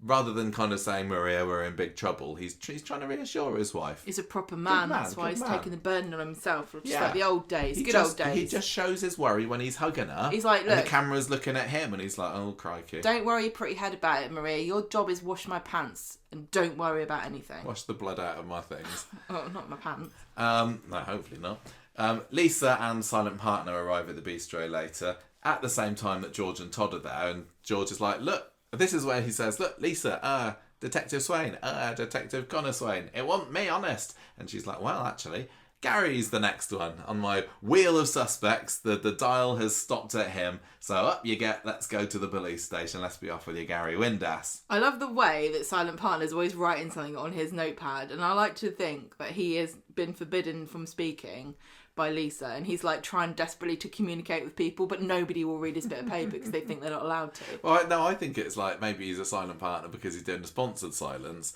that's been going like the world's longest sponsored silence, and some, when people do that, they write their messages down and then hold them up to people. He's like, I cannot be interrupted. If I complete this as I've wanted to, I could cure cancer with how much money I've raised and how long I've been doing this. Yeah, it's important for the future of humanity that I never say a word. Kit's found this text that Gary sent Theo on the night of the murder saying, "I'm coming for you." Can you explain this, Gary? No, definitely not. No, he can. He says he's just a joke. Yeah, he says, "I was just mouthing off, that's all," which is what it was. It's true. He said, "I was sticking up for Todd." She asked him, "Surely you'd have CCTV at your yard, wouldn't you?" It's like, no, deletes it after a week. Deleted it after a week. Sorry, what can we do? And Lisa's like, it's 3 days later, so... Don't say what the date is. She says, "Well, we got a very geeky tech geek." I can't remember, they described it in a quite comedically unflattering way. We've got the biggest nerd out there. It's called Sam Blakeman, and he's going to sort out find your deleted footage. Don't you worry, Mr. Windass. So they must only want this footage because they know that the van was smashed up. So they must have mentioned it then. Maybe they did. I don't know. Sarah, yeah, I think they did. See, we're wrong. We're always wrong. Sarah joins Maria in the bistro later, who is just still hanging around there because she doesn't know that Gary's... No, she arrived after. Gary was by himself. Yeah. Waiting then Lisa whisks her away. I noticed that there was a bottle of wine on the table when Gary got whisked away, and then when Maria comes in, it's gone. Which makes me think that Nick's like, well, no one's going to know that he didn't drink it. Let's pour that back into the barrel there. You think they get it out of a barrel and put it in a bottle and then put it on the table? Yes. Okay. I don't know how alcohol works. No. So Sarah's there with Maria, and Maria says, "Look, Gary's really on edge at the moment." And Lisa's like, "Well, haha, yes he is. He's at the station, that's why. And now I want to speak to you. I'm having a brilliant time. Just picking up all the neighbours." Maria? Lisa. Oh yeah, Maria. Lisa wants to speak to Maria now. Mrs. Connor. Actually, the power trip that woman is on, honestly. It's because she's moved into like a den of weirdos, and she's like, "I've been doing it. I've been here for 5 years now. It's my anniversary." Oh yeah, it's the Sway anniversary this week, and wasn't it? I'm not having it. I'm not having you causing troubles around this is my gaff now. Get down the station. So, but luckily for Gary, Maria is very quick thinking, and she's come up with the ultimate plan to get Gary off. And I don't. She was saying, "I was getting Gary off when this happened." She said, "No." First he was whacking it, and then I got him off. I think she said to Lisa, I've got to get Gary off." And Lisa went, "What? So you had sex with him, and that's why you delete the footage?" And Maria went, "Yes, yes, that's right. Thank you." Correct. Yeah, Maria, and everybody knows that Maria Connor is a bit of a randy mare. Also, I like the way the police are like, "Well, we won't bother checking for that." Yeah. Because we don't want to get in trouble. Yeah, that's true, actually. They're like, "Well, just take your word for it," because who would lie? Can you imagine Kit going to Geeky McGeekface and saying, "Look, don't look for this footage. There's a married couple having sex on it." And he's like, "Oh no, imagine if I found that. That would be awful. Can I just check?" Yeah, that's going to be on. He'd look even harder. He'd be like, "I thought it was just a boring murder case, but now..." Yeah. Couple at it, yes please. So, I don't know, maybe it'll turn up what happened. Anyway, so Gary and Maria are in the clear at the moment.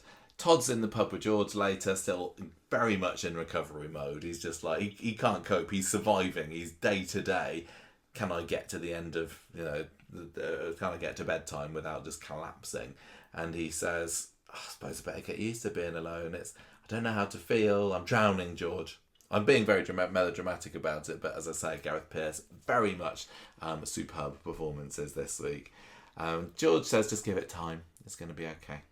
Kit gets home later, and Sarah says, "You take Gary in for questioning earlier. What's all that about? Why are you targeting him? He'd never do anything to jeopardise his home life. He's got Maria, he's got Liam, he's got Jake occasionally. No, he's not as hot-headed as he used to be. He killed a man one time and never got in trouble for it, but why would he do it again? Yeah. He got away with it once. I am kind of wondering, like, because Kit doesn't know about Gary killing Rick, does he? No, nobody does, apart from him.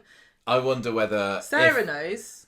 Yeah, Sarah knows. And Sarah Gary obviously knows. Of course, she hasn't told Kit. So I wonder whether the wheel of suspicion is going to come round to Gary again, and at that juncture, Sarah will say to Kit, he's got. No, it depends on whether she thinks. Depends on whether she can be kind of made to feel bad that Theo's dead, because at the moment she doesn't care. I suppose so. Because if he starts saying, "Oh, it's children, blah blah blah, justice," maybe she might. But at the moment, her loyalty is to Gary.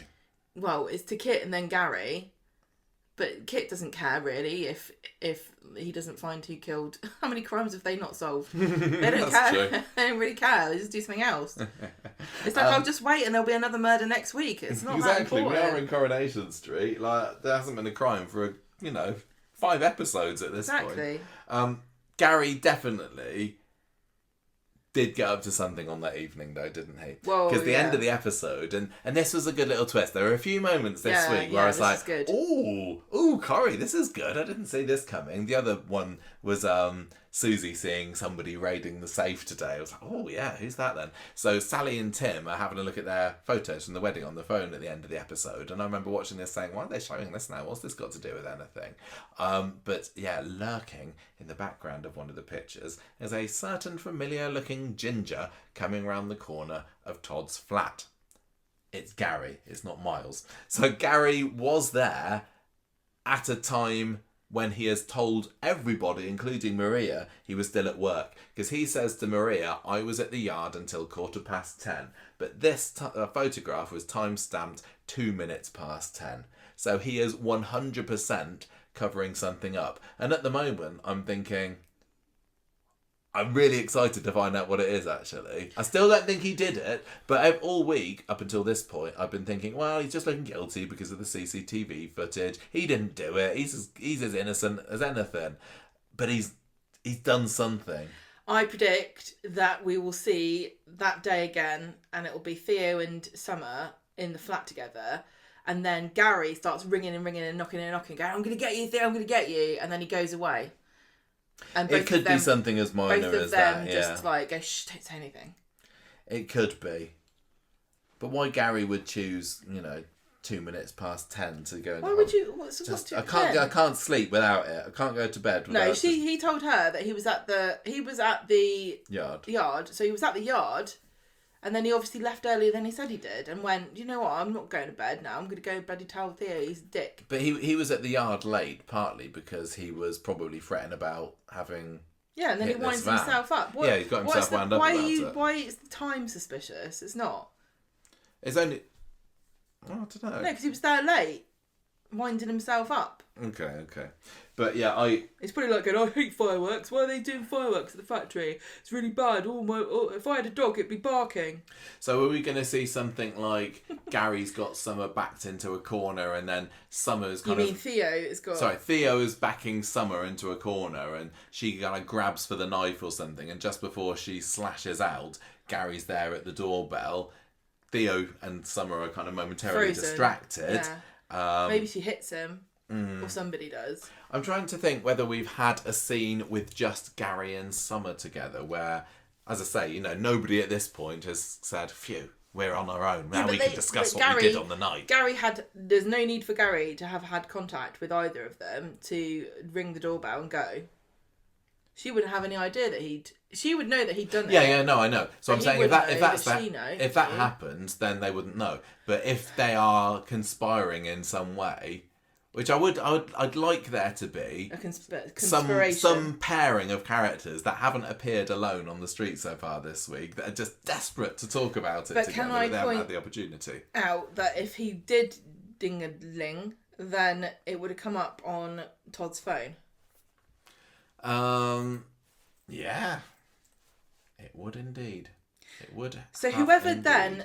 So Summer did appear in his flat, right? Summer went up there. Yeah. So why don't they have that on Todd's phone? Todd must have deleted it. I'm gonna say that they haven't thought about it. They either forgot or... No, they can't. Look, if they've forgotten, I'll be a bit cross because there's no... They made a whole programme, a whole episode of just footage from the bloody doorbell and stuff, didn't they? So it's possible that Todd... But Todd didn't have his phone. So if Todd went back to get his phone, when did he get his phone back? Did somebody go to the flat and get caught on the doorbell, go in there, find Todd's phone, delete it off the phone. That makes sense. Because obviously Todd's phone would not be password locked because whose is on Coronation Street? They're very trusting folk. Or whoever it is went up the scaffolding, and that's why the scaffolding's there. Because at the moment, the only reason the scaffolding is there is so that Theo could fall off it but not die from that. So I would like it if and also so that Theo could get through the window. But I would like it if somebody avoided. But then why wouldn't you notice? Like, Sally and Tim are out there taking photos. Would they not notice somebody crawling around on the scaffolding?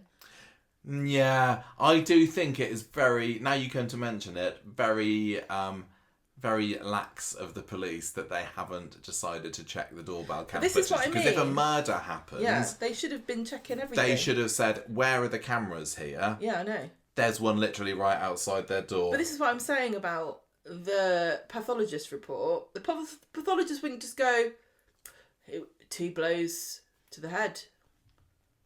That's it. No more questions. Like, there's so much more to it than that. There would have been evidence in the flat. They're not mentioning half of it. This is why I don't like whodunits on Corrie, because a lot of the time they only work when they hold information back that you would know in a real whodunit. In a real whodunit, like, you get a fair chance of working it out, don't you? And then there's some kind of twist or whatever, and it turns out to be stupid. But the twist isn't based on the fact you didn't know something the whole time that you would have known. Yeah. Like, that's why it's a cliche that they always have the morgue scene. I would love to see Kit and Lisa going to the morgue. They could have a new character. Hi, it's me, Morgue Meg. I'm going to be in it a lot because someone's always dying in this show. Right. And anyway, I thought that was really interesting, and we don't get any more ideas about Gary on the photo background. But again, it's a little bit of Liam capturing Carl with his drone footage coincidence, isn't it? Do you know what we should do? We should do a short, which we won't bother doing because we're lazy. Just do a short of the missing evidence. Or in this case, because there's so much of it that they would have gathered. Evidence they're drip feeding. I think we'd probably have to know a bit more about police procedures to be You don't need to be a genius police detective like Lisa Connor Swain to know that they're missing how Theo died, when he died. That's the other question. When did he die? We're just assuming that he died around the time of the fireworks, but they never said that either. There were those. Don't know how long he's been lying there. I can't remember. We only know that he was alive when he saw Summer. From the murder episode, wasn't he loitering around the precinct while the fireworks were going on? And I know that there was a very, very, very long firework display, and some people online have commented on the fact that, this was quite lengthy and expensive. I love Corrie because that's why I'm doing the show. They're terrible at these whodunits. If they were better at them, I would bother to put together a timeline of where everybody was, when the fireworks were going off, where everybody was and where they were, and what was happening, and work out between that time and when Betsy and Lauren came back from town, when they found the body, how long the body had been there, where everybody was, blah, blah, blah, blah, blah. I just don't think they've done that. No, they will have done something. I don't think they do. What we need to do... Because it's not a whodunit show. Yeah, but we our Dead Cert podcast was popular, wasn't it? So it may well be that just before the reveal, if Corrie says it will be revealed in 2 weeks' time, then we can do a podcast where we say, right, here's our final evidence. Let's piece together the picture of what happened during I just don't think they're reliable. Yeah. They've not proven themselves to be. And I say that with great love and affection. I wish it wasn't true, but I'm not going to lie. I'm not going to blow smoke up their bums and say how fantastically, forensically they've planned every single detail, because we've seen so many plot holes in things before and things that don't make really any sense. The whole Lauren debacle, this still doesn't make any sense to me, I'm afraid. No, not the missing Lauren, but for sure. Right, today's episode then, so we've got the Todd squad at the beginning of the episode again, and the Undertakers all deciding that they're going to keep an eye on him and smother him and not let him out of their sights until he is back to his normal self. And of course Todd comes in at that point and gets quite irate about the fact that they're babysitting him, basically. And so he huffs off after saying, "Oh, is this the murder on the Orient Express? You all did it, blah, blah, blah, blah." So poor Todd is calmed down a little bit later. He's in the pub with Sarah Louise. She's holding his hand and giving him a bit of a stroke. And he's just clearly not got over Theo, and he starts talking about I still think about him. I know how horrible he was to me, but I'm just grieving the fact that he's dead, even though he was an absolute monster. Speaking of monsters, in comes Danielle at that point. Today's episode was all about Danielle and Danielle, wasn't it? They were the main players. They were the MVPs in today's episode. And she comes straight out there and says, "Did you kill him?" So, is that the sort of thing that somebody would do if they had killed Theo or was covering up for the person that did? You'd have to be very confident in your acting abilities. I think that she is.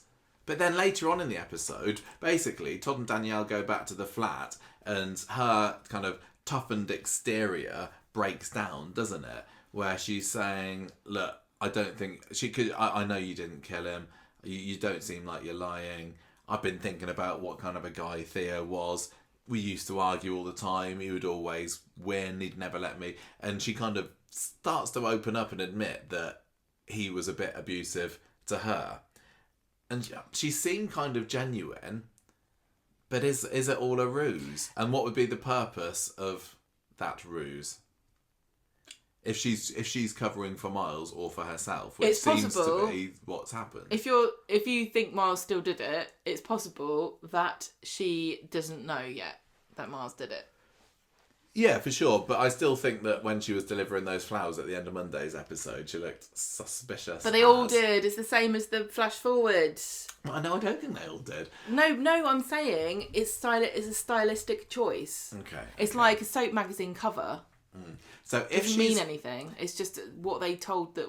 Whatever. If she's covering for herself or for Miles, what would be the benefit of admitting that Theo is a bit of an abuser? Yeah, but you didn't listen to what I said. That she might not know that Miles did it. Yeah, I know. At this point, she might not. But well, then in that case, did she come across as sense. genuine to you? Yes. I suppose the thing with Danielle is that as much as she's been a bit of a pain for the Todd and Theo storyline, how much has she been a villain? Because at the beginning of the story, she was the wronged woman, wasn't she? Can I just remind you? She was the one that Theo cheated on Todd against, or whatever, I've forgotten what the beginning of the sentence was, and she was rightfully outraged when she found out, what on earth, you've been sleeping around with this man when you're supposed to be married to me, what's this, you're gay? And we definitely had a little bit of sympathy for Danielle, and any kind of venom that's been spewing from her has partly come down from the fact that, sorry, I was cheated on. You deserve this, Theo. And it turns out that Theo was an arse. Can I remind you that she directed Theo to beat Todd up, which I don't think makes her not a villain. That makes her a villain. She is also homophobic. She could still have killed Theo because she's homophobic. Yeah, she's not whiter than white. The same reason she would kill Theo is the same reason why Miles would. She's not whiter than white, but she's still, in some way, seems to be a victim of Theo. You're confusing motive with being a villain. No. She's got a motive. Yeah, she does. Everything you just said is an excellent motive for why she would kill him. What had I suppose the thing is, like, what had happened between her and Theo immediately before the murder that would have her say, this is the breaking point. Yeah, that's true. I'm going to go and kill him. Although there's nothing that happens. No, although I suppose she didn't need to necessarily, we're not saying it had to be premeditated if it was her. But it would only make sense if it was, because what are they talking about that would make her just snap and kill him? There could have been an accident, couldn't there? Well, that's what I said about other things. That's what I said about other people.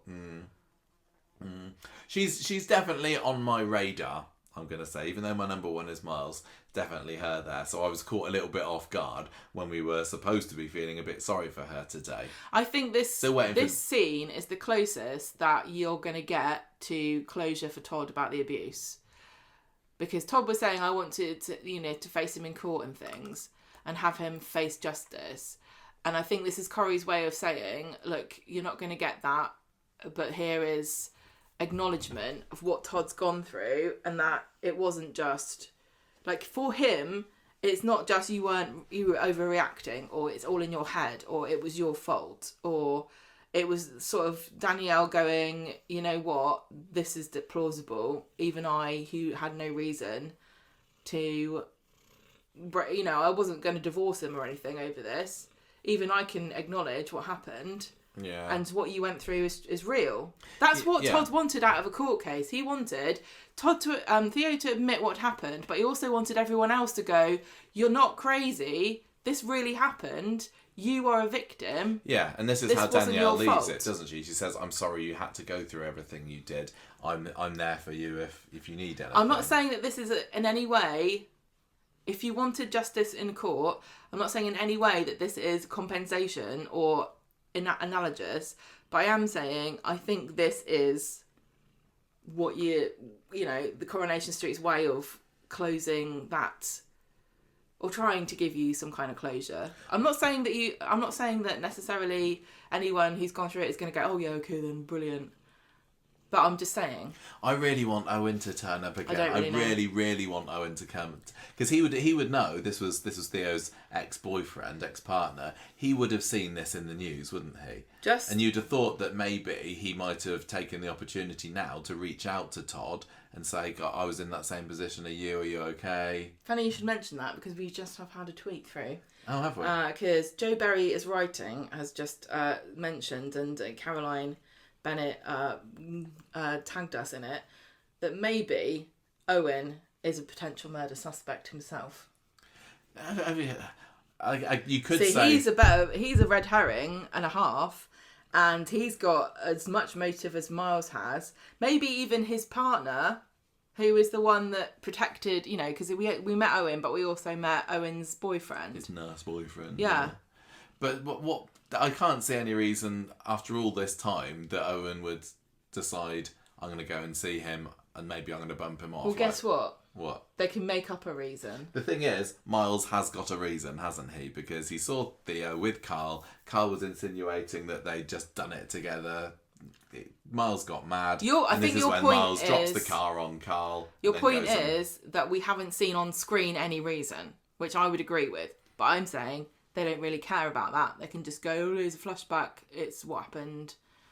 That would be even bigger a cop out. And to be honest, Owen seemed like a really nice guy, and I wouldn't. I don't know. He's got a scary beard. Miles, he's got shifty eyes. I'm gonna say. You can't say that. He's beautiful. He certainly looked shifty when he was having a go at, or when Carl was having a go at him. He did.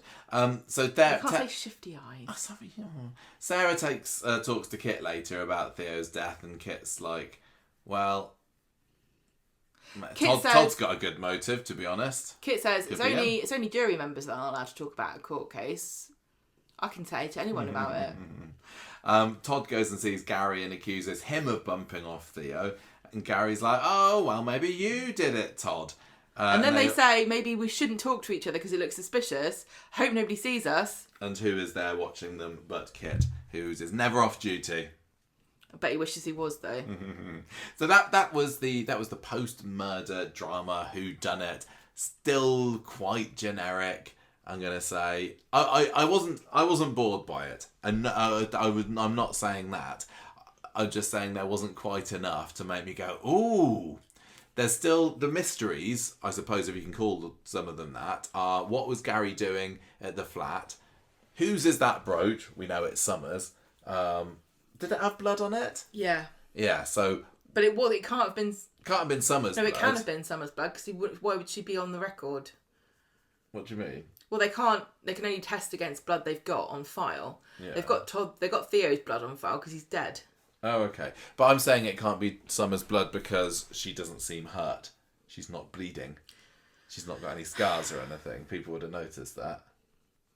Unless, lift up her top one day and there's a massive gaping wound there. Maybe she burst a spleen. Mm. So anyway. I'm still intrigued in some way, just in nowhere near as hooked as I was before. But there's still time to turn it around. Here's a question. And if somebody from Corrie just wants to get in touch with me and say, look, I know we're not supposed to do spoilers, Michael, but it isn't Miles, then my interest level is going to rocket up. We've asked that before and they don't bite, do they? No. I just want to know that it's not Miles so I can get more excited by this. Would you be more excited about it if we hadn't already had a whodunit leading up to who's going to die? Well, that's, yeah, Do you exactly. think you're whodunited out now? They milked it for too long. And Kate Brooks, I'm sure, said in an interview, like, I came up with this idea about who's going to do it, and then that can lead into a whodunit.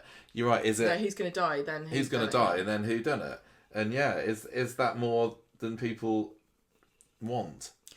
I wouldn't say so, because I think I love it. But you're right, I think that fixating too early on who you definitely think did it is kind of taking the joy out of it. And it's because they're not building enough credible evidence to make anybody else seem like they did it. Because unlike the victim, not everybody is disposable. And this is my argument for why I liked the who's going to die.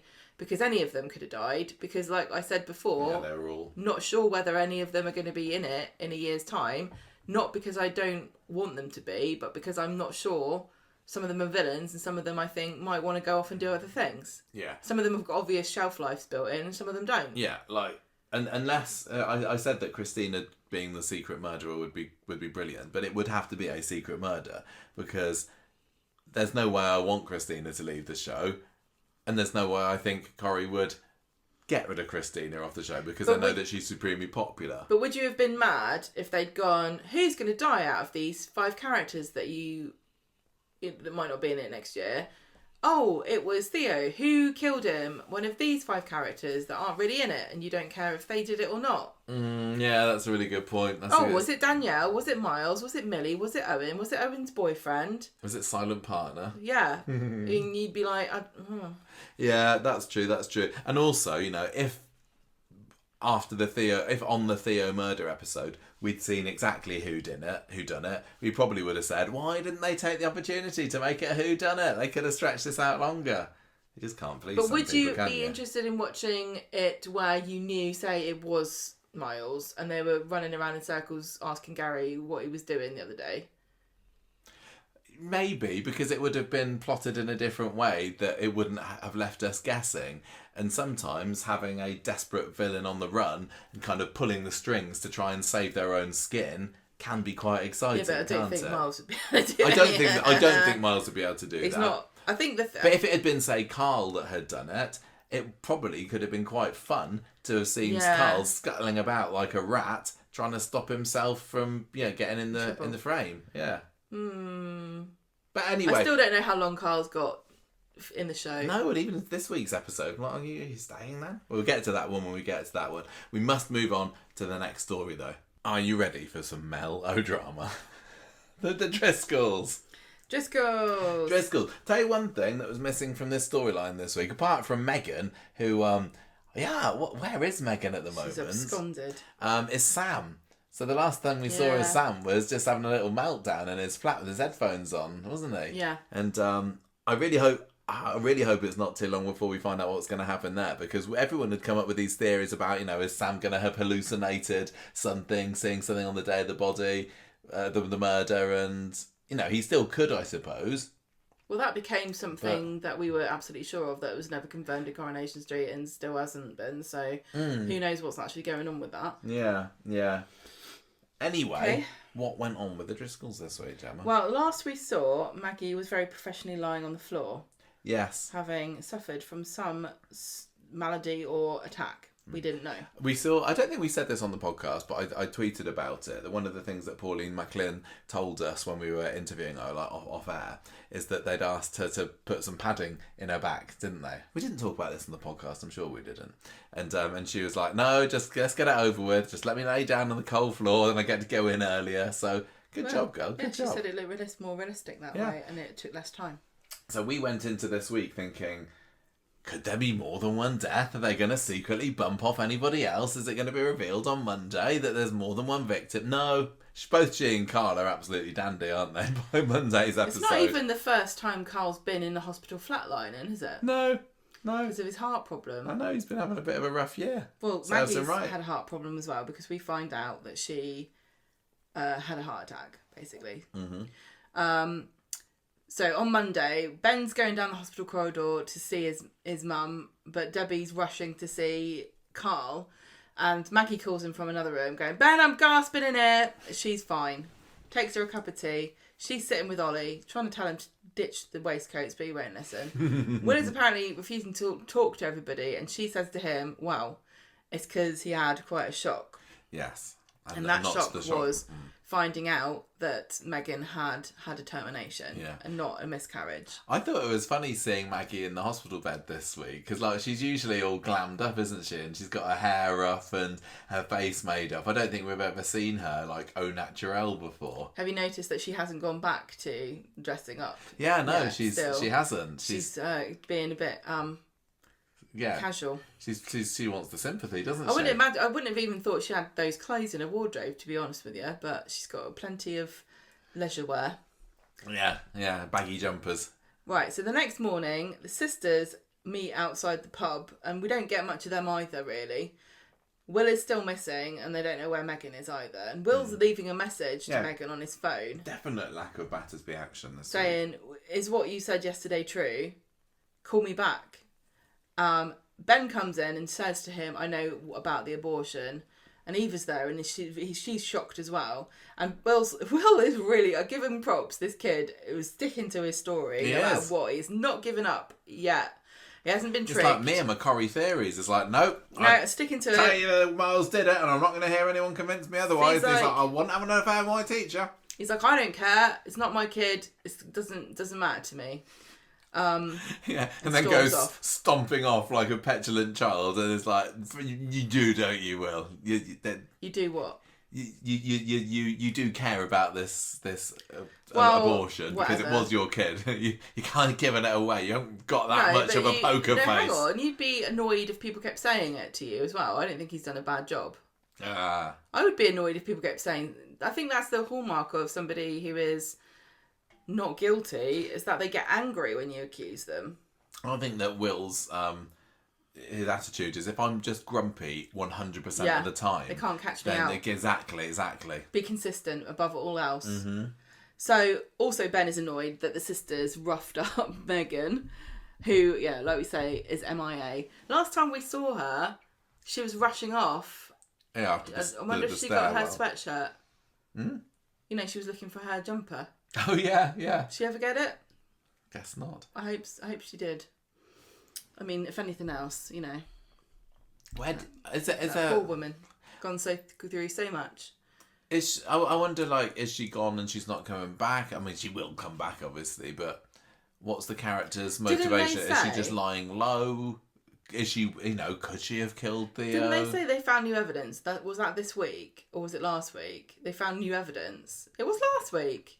Yeah, that was when the Battersbys were at the police station. Kit was like, we're not going to prosecute you for roughing her up because we've got new evidence. Yeah. What evidence is that then? I'd say you're right. That is a little bit of a forgotten thread that clearly Coronation Street wants to leave dangling. It's not like they've forgotten. I think after it happened, I saw some people online wondering, has Will come forward after the impassioned speech from Maggie and said, look, she did do it. Fine, I was groomed. But it doesn't, unless the police are remaining incredibly tight-lipped, which they've got no reason to, Will still, singing from the same old hymn sheet as before. So what is the new evidence against Meghan, and why isn't Kit talking about it?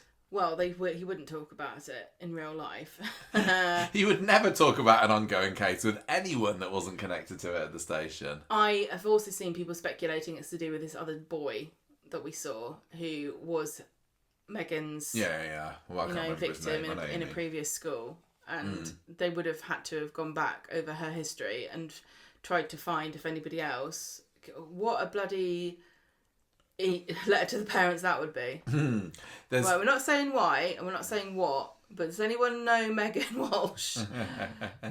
Yeah, I guess there just wasn't time for all of this week, and one of the stories had to fall by the wayside. Yeah, a few of the stories had to. Like this, can't fit it all in because it's only 22 minutes, 5 days a week. And even Jodie was relatively low key during the week, wasn't she? Right. So Tuesday, Mel's turned back up again. Ben finds her at the back of the pub with Will. He's still storming off again, and she says, "Right, I want Will to come back with me today." The actress who plays Mel is doing a very good job at making her deeply unlikable, isn't she? She's not. I didn't like how she didn't care at all about school, and she makes this joke about like, who cares about school anyway? And it's like there was some kind of backstory there, or some kind of element of her history or her situation that means that she doesn't think school's important. But then she also says she's got a business meeting the next day, so I can't really, unless she's Alan Sugar, who every year as exam results come out has to tell everybody that he did badly at school. Yeah, I had a handcart in the market when I was 11 years old. Jeremy says Clarkson, Mel. I only got when I finished school, I got slapped in the face by a fish, and look at me now. Yeah. So boring. And she just comes across as being really obtuse and just deeply unsympathetic in any way. But even though you probably in real life you would feel sorry for her. Because she's right. Yeah, she is. She is. Her poor child has been groomed by this But she woman, doesn't seem to be she's not making a good account for herself, is she? No, she's not trying to meet Ben in the middle. She's coming across as somebody who can see a way to win an argument that she thought she'd lost years ago. And she's got the biggest bargaining chip, which is knowing Maggie's secret about Alan. And I don't know what has happened in their relationship. And, you know, there's an element of, like, cultural misogyny in what I'm about to say. But normally a mother would have custody of her children. Right? Yeah. At least half, if not more than that. So why doesn't she have the children living with her? Did she just comes across as being really cold. And even like today's episode where she was like, "Oh, Will, you're coming to Scotland, give me a hug." I just don't really believe it. She doesn't seem like an affectionate type whatsoever. And Will didn't seem that interested super or bothered. Thrilled. No, they don't talk about her. Like, did the children decide? I mean, this is fine if this is true. Did they decide to live with Ben and not live with her because they've got as much right to decide? Yeah. But why would you move to Scotland? And well, to be fair, they came from Hull, didn't they? Yeah, it's on the way. But Hull is not near Scotland either. If my children, if I didn't get custody of my children because they didn't want to live with me, I'd still want to be near them. I wouldn't want to be in Scotland. What's her story? Yeah, I'm not judging anyone in this situation. I'm like, there is more to this story. There's something has happened. There's something going on with her. Why does she hate school? Why does she think that it's not important for Will to do his exams? And it could be something as simple as, hey, I'm a genius prodigy, but I also had, I don't know, ADHD and nobody knew, and I couldn't concentrate on school, and my teachers were horrible to me, and I think it's a waste of time because now I'm a great businesswoman, just like Alan Sugar, blah, blah, blah, blah, blah. Could be something like that, couldn't it? Yeah. But what is the story? There's got to be a story.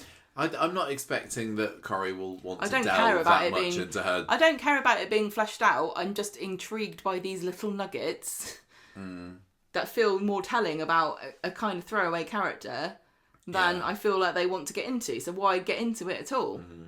Do you think that there's any risk to her safety at the moment? Because Maggie wants to silence push her down the stairs, and Maggie has got no cars at the moment, and Mel at any point could just turn around and say, "Oh yeah, thanks for Will. By the way, Maggie pushed Alan down the stairs." She doesn't need to. She's got that. She'd be well to keep that in her back pocket. She's been doing it the whole time. I suppose. Don't forget, she's known this for a long time, and it's also interesting that if she did want custody of the children, that she never used this before now.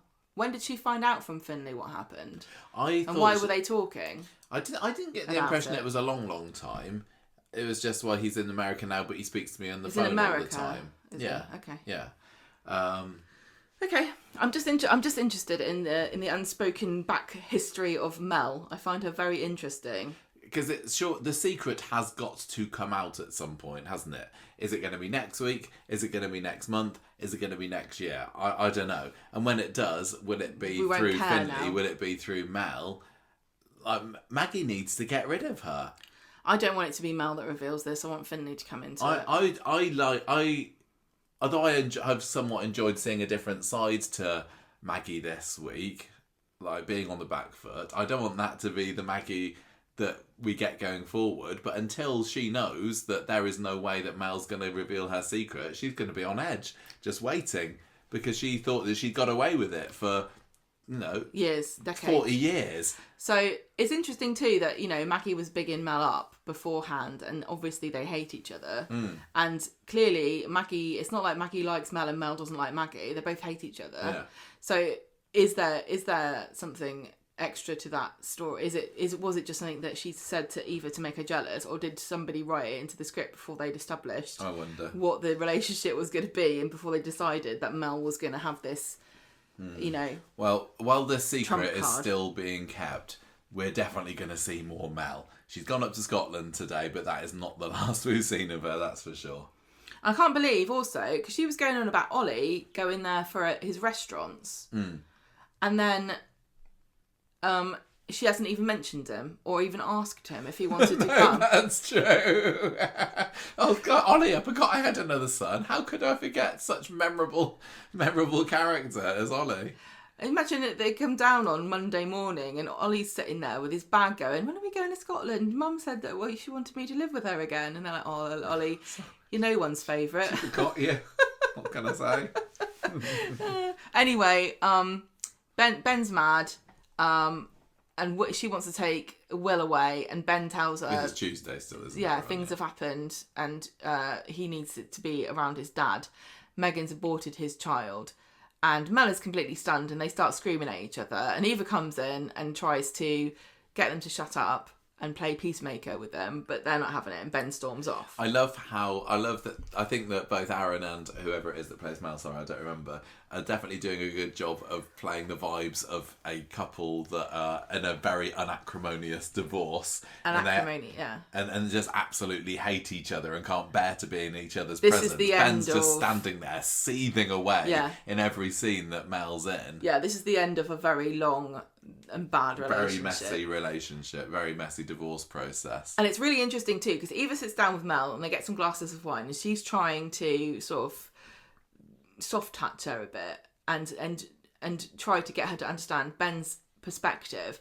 And we still don't get anything out of this scene about how Mel came to leave, or Mel and Ben's relationship came to end and Eva came into Ben's life. Because I'm expecting some kind of drama there, but if it was to happen, you think that Mel would at least snidely mention it. I don't know whether I'm just making this up, but it wasn't a case of Ben having an affair with Eva we don't know. when he was playing in France. Do we not know this? I don't think we know. Okay. So Eva being the other woman. Eva says, look, Megan groomed and abused Will. It got past us, but it got past everybody at the school, and it wasn't just Will she did this to. It was another school as well. It's not our fault. Please do not take it out on Ben. There's nothing we could have done. And Mel reluctantly agrees to sort of leave it alone, but she doesn't really. Ben comes home and Eva says, I think I got through to Mel. She's going to leave us alone. But no, because she's conspiring with Maggie and goading her about the fact that she knows, this is secret, that she pushed Alan down the stairs. And Maggie's like, no, it's all lies. And Mel says, no, I want my son with me. He's not being looked after. Convince Ben that Will come and stay with me, and I won't tell anyone about you know what. So, on Wednesday, after having a heart attack, Maggie's been discharged from hospital. Quick recovery there. And she's home and she's lying on the sofa. And Mel comes in and reminds them of their deal and says, you got until the end of the day to make Will live with me. But it's in the grand tradition of Corrie deadlines, it's a very, one of the extendable. Loose. Yeah. So later on, Maggie is coerced into inviting Mel for dinner, and before long, Mel starts trying to get Will to come to Scotland with her, and Mel keeps going, I think it's a great idea, don't you, Maggie? What do you think, Maggie? Maggie, what do you think, Maggie? Maggie, what do you think? And Maggie's like, maybe for a week. And Ben says, no, what do you mean, Mum? The other day you were saying that you never want him to go to Scotland again. And she goes, oh, that's right, I remember now. And he should stay here. And Mel is not happy about this. Will explodes at this point, going, "Stop talking about me. I can decide for myself." Storms off. Ollie chases after him, going, "It must be nice to be wanted." and Ben leaves. Nice to be bargained with and talked about. Maggie tells Mel that Will does not need his family falling apart over this. "I'm going to talk to Ben about this tomorrow. Leave it with me." And Mel goes, "Right, I'll give you another 24 hours. But that's all you're getting." But then she comes in first thing on Thursday and says, "Have you told him yet?" Well, that's not long enough. So she's, not a very good time. Your deadline's up. Well, the end of the day. And Maggie tells Ben that Mel, it might not be the worst idea that he goes to Scotland for a little bit, maybe for a couple of months, because exams aren't that important. So on Friday, the Driscolls say to Will, "Maybe you should go to Scotland and the school will just sort something out for you in your I can't exams." remember exactly when. It's kind of June time, isn't it, that he should be doing his GCSEs. And I'm sure this thing happens all the time because, when we have to enter the children for their SATs exams at the end of year 6, and there's various codes that you can put in for if you've got a very newly arrived child, and you can say, well, we don't know where they're going to be. We don't know if they're at the right level or whatever because they're brand new. So there are contingency plans for it. It can't just be child turns up at a new school and it's like, sorry. Well, it's also not as though, it's illegal to move a child. No. Of course, you can't... Mere weeks before his GCSEs. You can't prevent people from doing that, but it's certainly not the best decision if you have other choices, I guess. Yeah, it's certainly not It's not going to be helpful, is it? No. Unless there's... But it happens. Of course. There's lots of different reasons, what happened to Will? His mum's blackmailing his nan. Yeah. So he's got to go to Scotland. So the school's going to sort it out. Don't worry about it. Will's like, great. Mel says, right, I'm going tonight. You better hurry up. And he says, so how about if I go tomorrow? I'll go on the train. I can get a train by myself, can't I? And Ben's fuming. Maggie's just upset.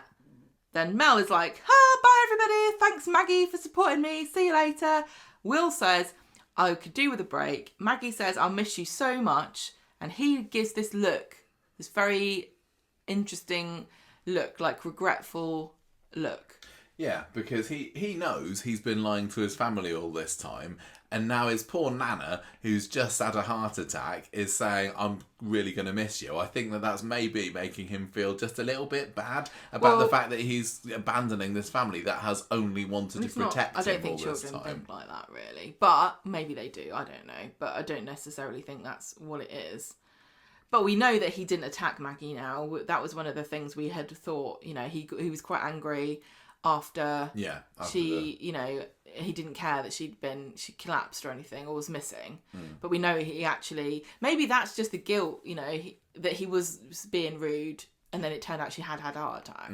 Well, he's not been in any contact with Megan this past week, has he? Well, he's been trying to. He's been trying to, but he's not had any success. So he could be still feeling again. We don't know that, Michael, because the last time that we saw him trying to contact her was Monday, right? And then, at the end of Friday's episode, Susie comes downstairs. Ben has been distracted by another argument and left, this was with Sean, and left the safe open. And Susie comes downstairs, and it's a bit like the cat at the end of Alien, where they're watching something horrific happening and you just see their eyes like, oh. So Susie's found somebody rifling around in the safe, right? I just think it's Will. And I think that Will lied about going on the train, and he looked regretful because he knows that this is a big fake out. He's spoken to Megan and we haven't seen it. Oh, I see. And he is going to say, Megan, I'm going on the train to go to Scotland, and after a certain number of hours they're going to look for him, but they won't look for him until that point. He's in Paris. Waiting for Megan, saying, I told her I'll book a table underneath the Eiffel Tower at midday, but where is she? And Megan's there just sunning herself in Tenerife. I mean, the tragic thing is, you could get to Paris faster than you can get to Scotland on the train. Surely. Yeah, quite probably, actually. Or to Perth. I mean, is there a train from Manchester to Perth? Yeah, why not? Yeah, that's a good point. So you're reckoning Will raiding the safe? Well, the thing is, again, they use too many plausible, dramatic license in these things. But it wasn't somebody that Susie didn't know. It wasn't a burglar. It wasn't bloke 1 or 2. She wasn't alarmed or upset. But she was watchful. She was watchful, and I would have just thought that, you know, dramatic license or whatever aside, if she'd have seen Will raiding the safe, she would have said, "Will, what are you doing?" straight away. I don't think that she'd have just stared and watched him. But wasn't she was talking, you haven't written down what she was saying, like she was talking to him. They were having a nice moment, weren't they? At the pub before, when Will was saying, "I'm going." Yeah, no, that was when she was, because he was saying that everybody at school was making fun of him, and she said, "Oh, I'll sort him out if you need to." It was another nice brotherly sistery moment. I think that if she'd have seen Will, she wouldn't have stared there agog. She'd have like, "What are you doing, Will? Well, Why are you looking through the that's face?" fine that you think that, but that doesn't mean that's not what happened. There's not really many people that it could be, is there? And certainly nobody that she would keep the secret from. The fact that she stayed quiet about it then makes me think that she's probably going to be staying quiet about it for a bit of Monday's episode. Direct train to Perth from Manchester Piccadilly takes 4 hours and 45 minutes with one change. Okay. It can take up to 5 hours, 23. It's about like here to Manchester, isn't it? 7 hours and 53 minutes if you go through York, which maybe you shouldn't. Is there anybody else other than Will that it could be? I mean, could there's no way that Megan would have snuck in there. That would have been supremely risky, wouldn't it? She's not that desperate. She'd have gone round the back of the pub, hoped that nobody was out there, and just in case somebody had left the safe open or something. Say that again, sorry.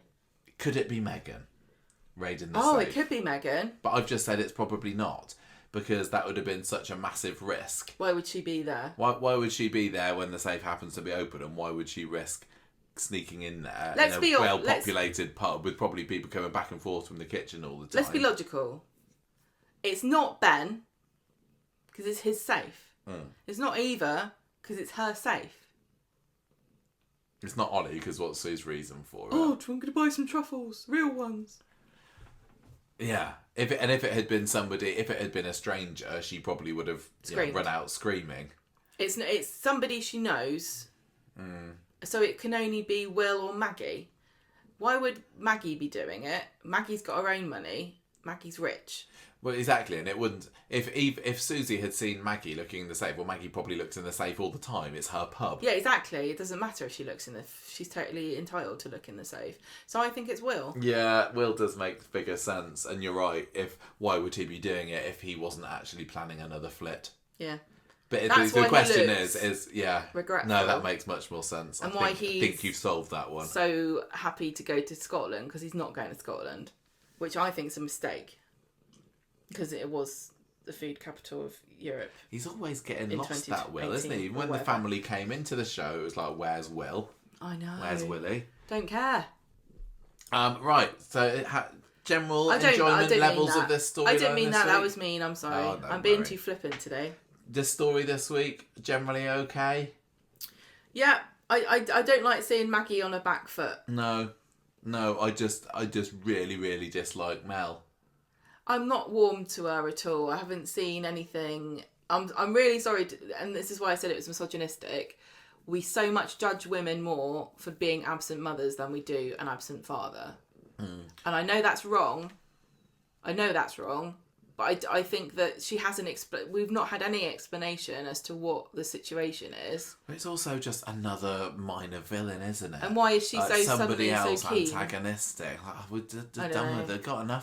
Got enough people to boo hiss at. I don't need another one in this story. I am aware that she's being judged because she's a woman, and I don't know what to do about it. I really don't know what to do about it. But I do wonder why she's not been there before. Right, let's go over the road to the Platt house and see what Twisted Sisters Mr. Kister has been going all out. And this you know week, what? Which is basically what. If Jodie was a man, no one would mind, would they?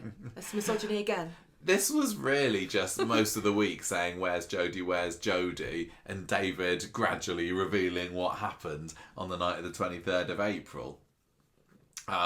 Because David on the beginning of Monday saying like, how well do you know Jodie? Well, she's disappeared, and he knows that she's nothing better than a massive marriage wrecker.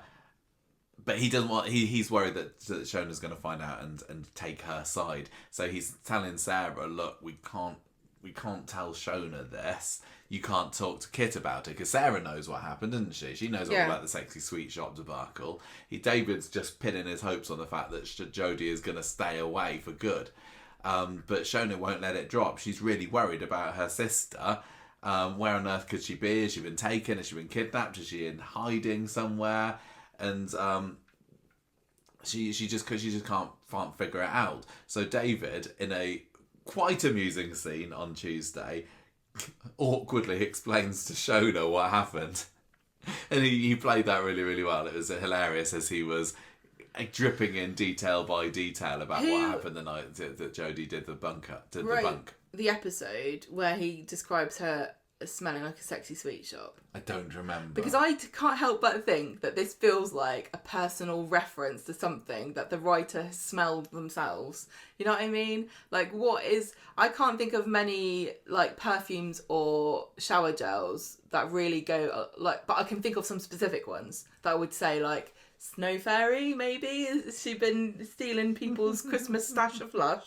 Yeah, good point. Maybe she smells like those little jelly lips that you can get. I think they're the sexiest of sweets, aren't they? Oh, do you think so? But what I mean is, how has she smelled like that? She hasn't just been eating them, has she? Good point. Just a trip to Lush, like you said. So Shona is absolutely incensed when David drops this truth bomb on her, and she's like, "Do you fancy her? She's attractive, though, isn't she? If anything more happened, I'm going to flame and kill you." And David's like, no, honestly, it was a mistake what happened. I love you. I was 3 sheets to the wind. She tempted me into bed. That's all there is. It was so funny watching David struggling with, like, I can't say to Shona that her sister is a munter, but I also have to defend my honour. Yeah. What do you say when they look so alike? And he still doesn't give her the whole story on Tuesday, does she? Because it's not until Wednesday, I think, that the voicemail comes out. We find out as well that at the end of that episode that there was 2 blood samples at the Platt's house on the fateful night of the 23rd. Not just Sarah's, but also Jodie's. Oh, I can't remember why Jodie's blood was there. Are we supposed to know that? Well, it's the same as what you were baffled about the fact that George had blood on his hand when he smacked Theo around. But you've just got to admit that you don't know. But it's a fact that if you have a fight with somebody or you hit somebody, you might get your own blood on you. But she hit her with something. Yeah, she hit her with the box, didn't she? Yeah. So if you hit somebody with something really hard and it's got a sharp edge, you might cut yourself. I don't know. I think we need to get you in some more fights. I think maybe there's more to it than that, but no, I don't think so because we saw what happened. Jodie didn't go back to the house. Did we she? saw what happened. She smacked Sarah. Everybody thinks the blood is there. You're supposed to know as a viewer the blood's there because she was the one that hit Sarah. Well, but she's lies on Friday, doesn't she? And she says, "Oh, I just cut my hand." Yeah. Maybe she did that. I don't know. Well, didn't she? She was smashing stuff around, wasn't she? Oh, yes, she was. Broke her. Didn't she cut herself on a bit of glass? Yeah, she was smashing the wedding photo and stuff, wasn't she? I'd forgotten about that. I think you have solved that little mystery. I'm just solving mysteries left and right here. So David on Wednesday finally tells Shona about this voicemail and says that this is just another one of our stunts. Honestly, love, I don't know what she's getting at. And Shona says, well, we need to take this to the police station. They might ramp up the investigation here. So they're bickering outside later. One of them wants to take it to the police station. The other one doesn't.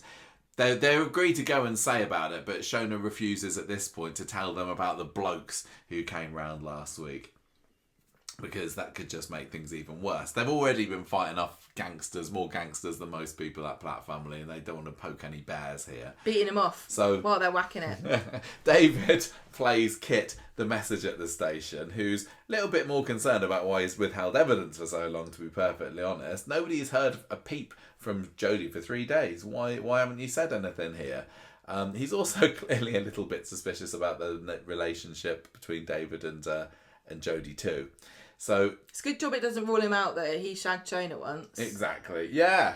Shona's being very what's the word? Very hypocritical in the whole story here. And also, obviously, he is kind of David's sort of brother-in-law, but not really. Not by marriage yet.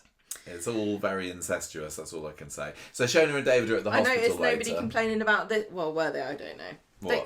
What? They complained about Lisa investigating everybody who... Oh, I saw people complaining about the fact that David was being interviewed by Kit. Oh, by the person who slept with... who beat him up and slept with his wife.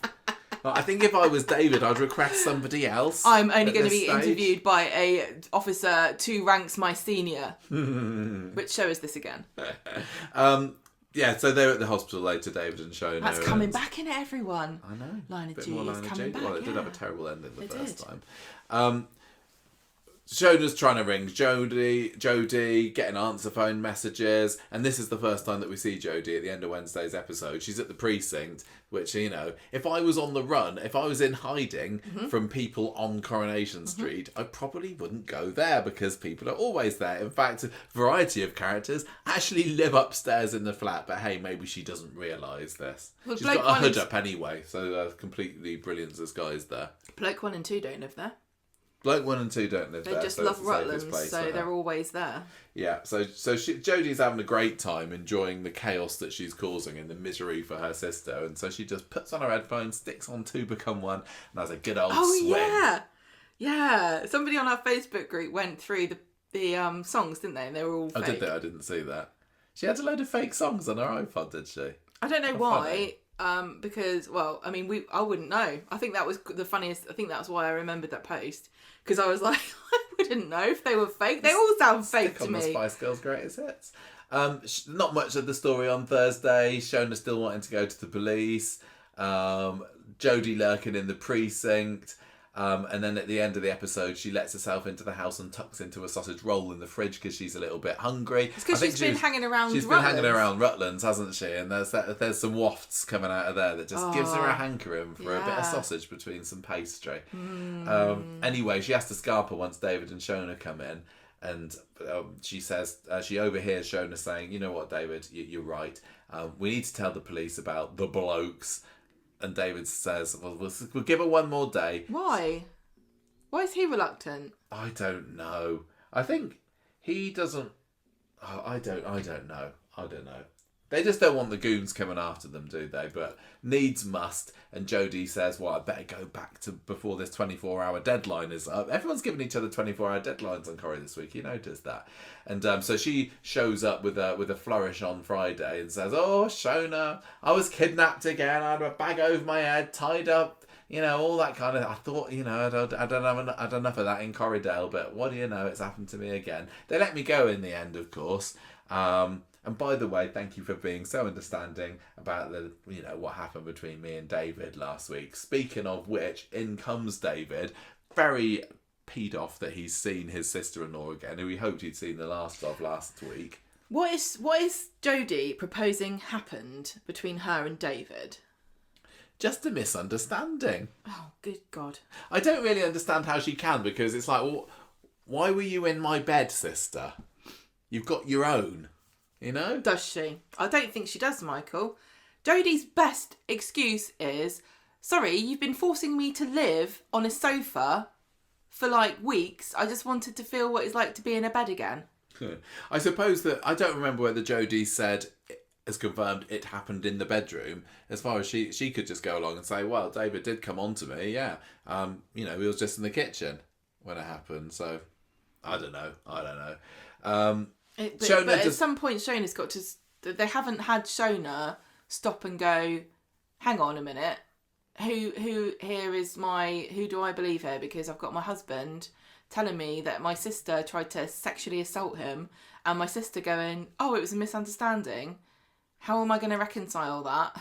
I think what's most important for Shona at the moment is she thought that her sister was in grave danger or missing or whatever, and now she's safe. And the literally that is a life and death situation for her sister, and that trumps whatever happened to her husband. How handy, unfortunately for David, Jodie. Yeah.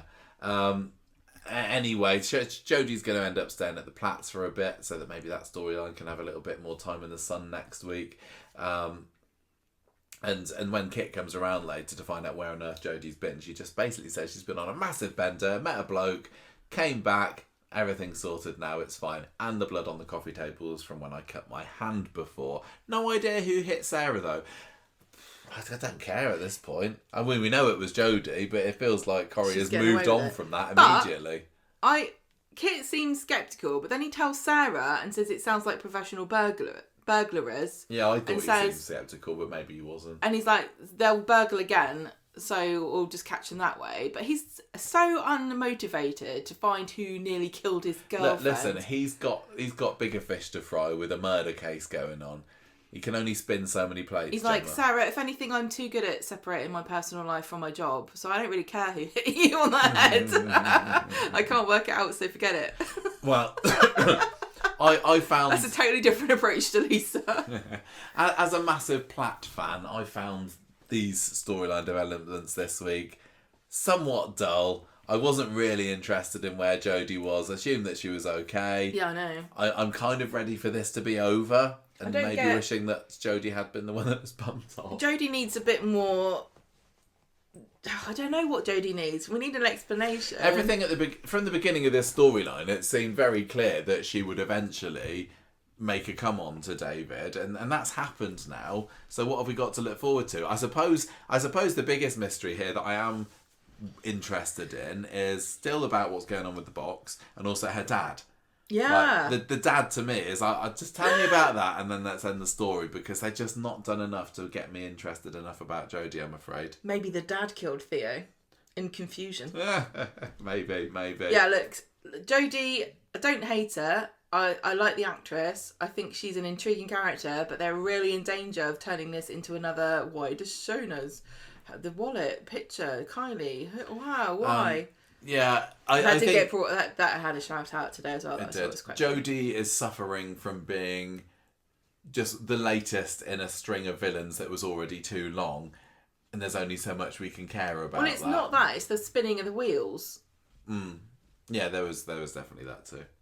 I was more interested in the Danielle Osborne storyline that raised its head on Thursday, alongside a newly recast Bertie, who's shot up a little bit in the past couple of months and is now being played by somebody who actually seems to want to be on the show. Oh, no. Which we didn't get that impression from the old Bertie. I feel very bad, but I think it's great that if the poor lad was not having a good time, that they had, they chose to get a different...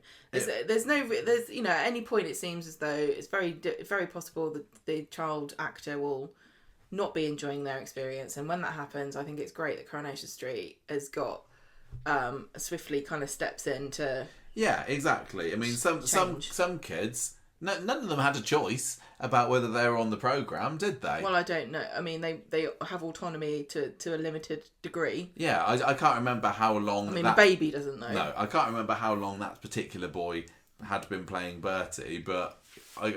Don't want to talk too much about children because, it's, like as you said, they don't decide to. Yeah, like you said, I think that the right decision seems to have been made at this point, and this new one, we only got 2-3 lines this week, and he seems like a bit more of a he seems like a good spiky kid to play Bertie. I'm honestly not expecting any personality from a child on Coronation Street until they get to like 12. Yeah, exactly. He's still too young to. You have to be... I think the thing is, on Coronation Street, we've been kind of spoiled with very exceptional child actors. We've had some. Yeah, that's what I'm saying. Yeah, you don't need to go, but not all of them. No, I'm saying you've got your Chesneys, you've got your Simons, you've got your Sams. Amy as well, yes. Potentially as well. I think she came more into it. I just think Amy probably came a little bit more onto her own in her teenage years. Yes, David, of course. And then you've got other ones that are still good, but not so absolutely stand out. Yeah, let's move on. But maybe it's too early to say. Maybe this new Bertie will be so stand out that he'll get it. I don't know. No point talking about it. It seemed fine. It seemed fine. Right, so Ken's like, right, this is Bertie, everybody. You're going to school Bertie. And Daniel comes out of the house and he's like, I've been on the phone to Orla, who says I should get some time off work but I don't want to do that. I wrote all of here, but he does always refer to her as Mrs. Crawshaw, which seems to be along the same lines as the fact that the factory girls in the underworld still refer to Carla as Mrs. Connor. I can't see... Nobody calls their boss at school Mrs. anything. No, not unless you're talking in front of another... Yeah. And I get the impression that the two of them were fairly close. I mean, it's different for me being at a primary school where there's only so many members of staff there and we see each other all the time because it's a small building. But I don't know. I would think that in a secondary school the teachers would all call the head teacher by their first name. You do in your notes. I do. Right, me and Orla, we're like that. Yeah. Tyrone comes over and he says, I've never mentioned this to you before, Daniel, and there's no reason why I should be saying it now, except to build up the plot for later. But Hope's absolutely buzzing about going to school today. She's done a cracking poem. I read it and it made me cry. And Daniel's like, oh, I don't really know. When Daniel stepped out the house with Ken and Bertie, we were like, oh, I wonder what this story's going to be about. I didn't see this one coming. And as soon as Tyrone said that, we both turned to each other and were like, oh, it's an AI story. She's picked. She said it, yeah. I've seen lots of people very critical of Daniel for immediately jumping to the conclusion that Hope did use ChatGPT to write this. But, we did as well, didn't we? I'm just going to defend Daniel here. And I know that there are loads of parents who would argue with me, and that's fine. But as a teacher, you absolutely would know the ability of the child.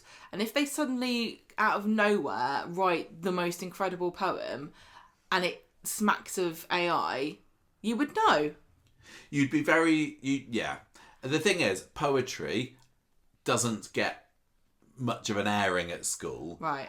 It's a lot of prose. It's a lot of non-fiction, and every now and then it's I'm talking from a primary school perspective. And every now and then it's like, I suppose we better do some poetry, hadn't we? So maybe Hope is a secret genius. Keats, and it just hasn't come out yet. So I would like to think that of Hope, because I don't want her to go too far down the route of I'm just a gobby teenager. I'd love it if Hope had some kind of hidden secret talent that didn't involve pyrotechnics. But she is the child of an English teacher.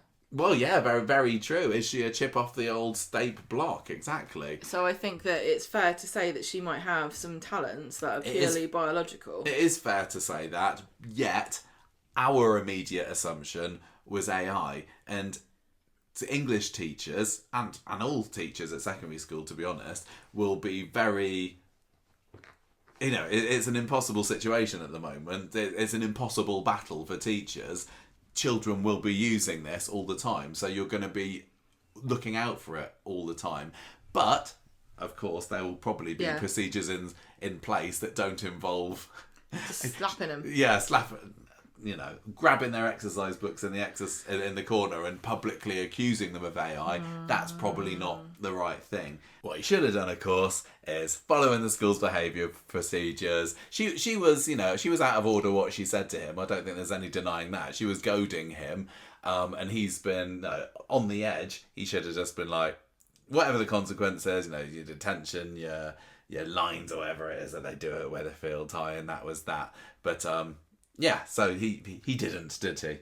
He was on edge. He's already not very good at emotional regulation. No. He shouldn't have gone in, really. I mean, Hope is naughty, and you can tell by her face when he grabs the notebook that she was thrilled, and she'd been hoping for exactly this reaction. Yeah, exactly. But she was poking the bear and hoping. I mean, I don't know whether she's got anything particularly against him. Does Hope want to see Daniel lose his job? He's not done anything to her, has he, to mean that at last this is my chance to get rid of that narc Daniel Osborne? She just likes the chaos, like you said. Yes. Yeah, so did you enjoy the poem that she came up with? What did it go like? Mr. Osborne's really thick. His girlfriend was quite sick. Yeah. And then what rhymes with student, and he's like, that's enough of that. Grabs the notebook from over her shoulder, because she's writing it on another girl's back, and sort of rips it out of her hand. And she's like, yeah, that was assault. I'm telling Mrs. Crawshaw. And so they rush off, and Daniel's left like, whoopsie-doo. Again, my temper. I'm glad she wasn't standing near some stairs because I wouldn't have helped myself.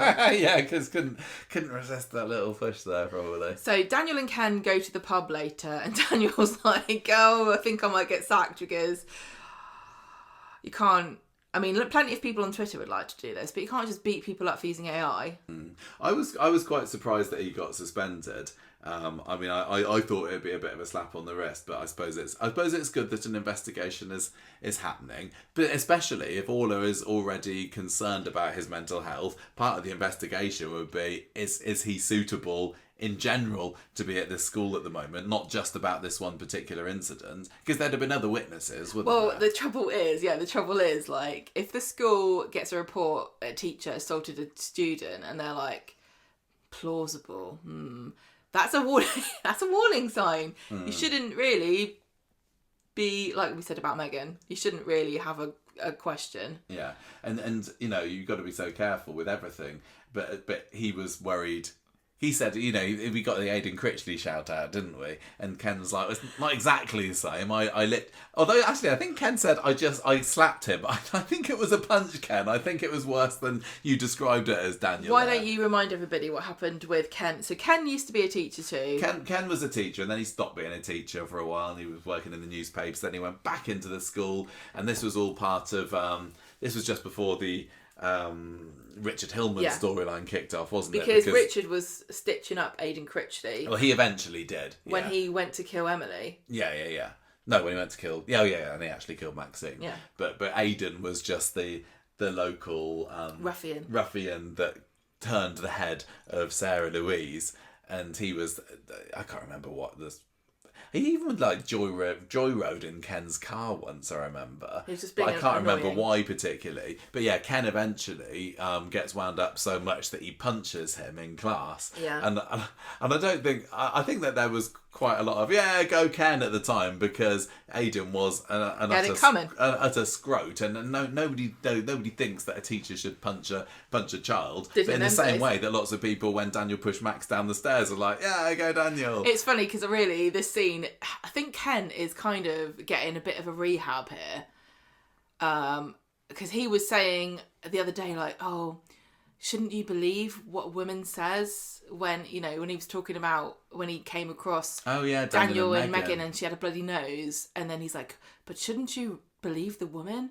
And now he's like, oh, you shouldn't hit children. Like, come on, Ken. Really, Ken would be like, Daniel, I feel bad for you because when I was a teacher, you could just whack them wherever you wanted. He's just saying to Daniel, don't worry, you just grabbed the exercise book, you gave her a bit of a scare. They won't want to lose you. You're one of the top teachers in Weatherfield. Yeah, out of a staff of 2 teachers, you're the second best. Yeah, you got a silver medal. Yeah, at Weddy High, honestly. Exactly. So Tyrone comes in and he's obviously fuming because he's forgotten that Hope is an unreliable narrator and always up to no good, and accuses Daniel of scaring the life out of Hope, which I'm sure she was startled. She absolutely was. She was startled, and he shouldn't have grabbed the notebook. He shouldn't have gone into school. Hope is milking it and not defending Daniel. She's a fictional character, and we know she has got this history of very troublesome behaviour, and she is I think she's still being set up to be a villain. I'm really interested in this character because I think she's one of my favourites. Because I really would love to have a character on Coronation Street who's just a lifelong villain that we see from like cradle to grave. Well, it's been such a long wait, hasn't it? Good. Been a real long wait since Bella was cast in the role, and she had a bit of a personality transplant. And what's the character now? She's 15 now, so we got still 3 years or so until she's adult. Yes. And when they kind of decide, so is she going down that dark path? this is not a real situation. She is not a real girl. We're not talking about a real teacher and a real girl. We're talking about 2 fictional characters. Still don't really know what the story they're telling is here. I think seen a lot of people saying that this might be a mental health story for Daniel. Yeah, that's what it seems. I don't think it is an AI storyline. I don't think it's Hope's storyline. I don't think it's a poetry storyline. I don't think it's or even a story about should parents believe their children. And Tyrone, I would have liked to have thought might have exercised a degree of scepticism when Hope came home and said what's happened. Because I think most of us of our generation would have had our parents go, what did you do? Like, my mum never took my side. Well, she always, by default, took the teacher's side unless there was a compelling reason.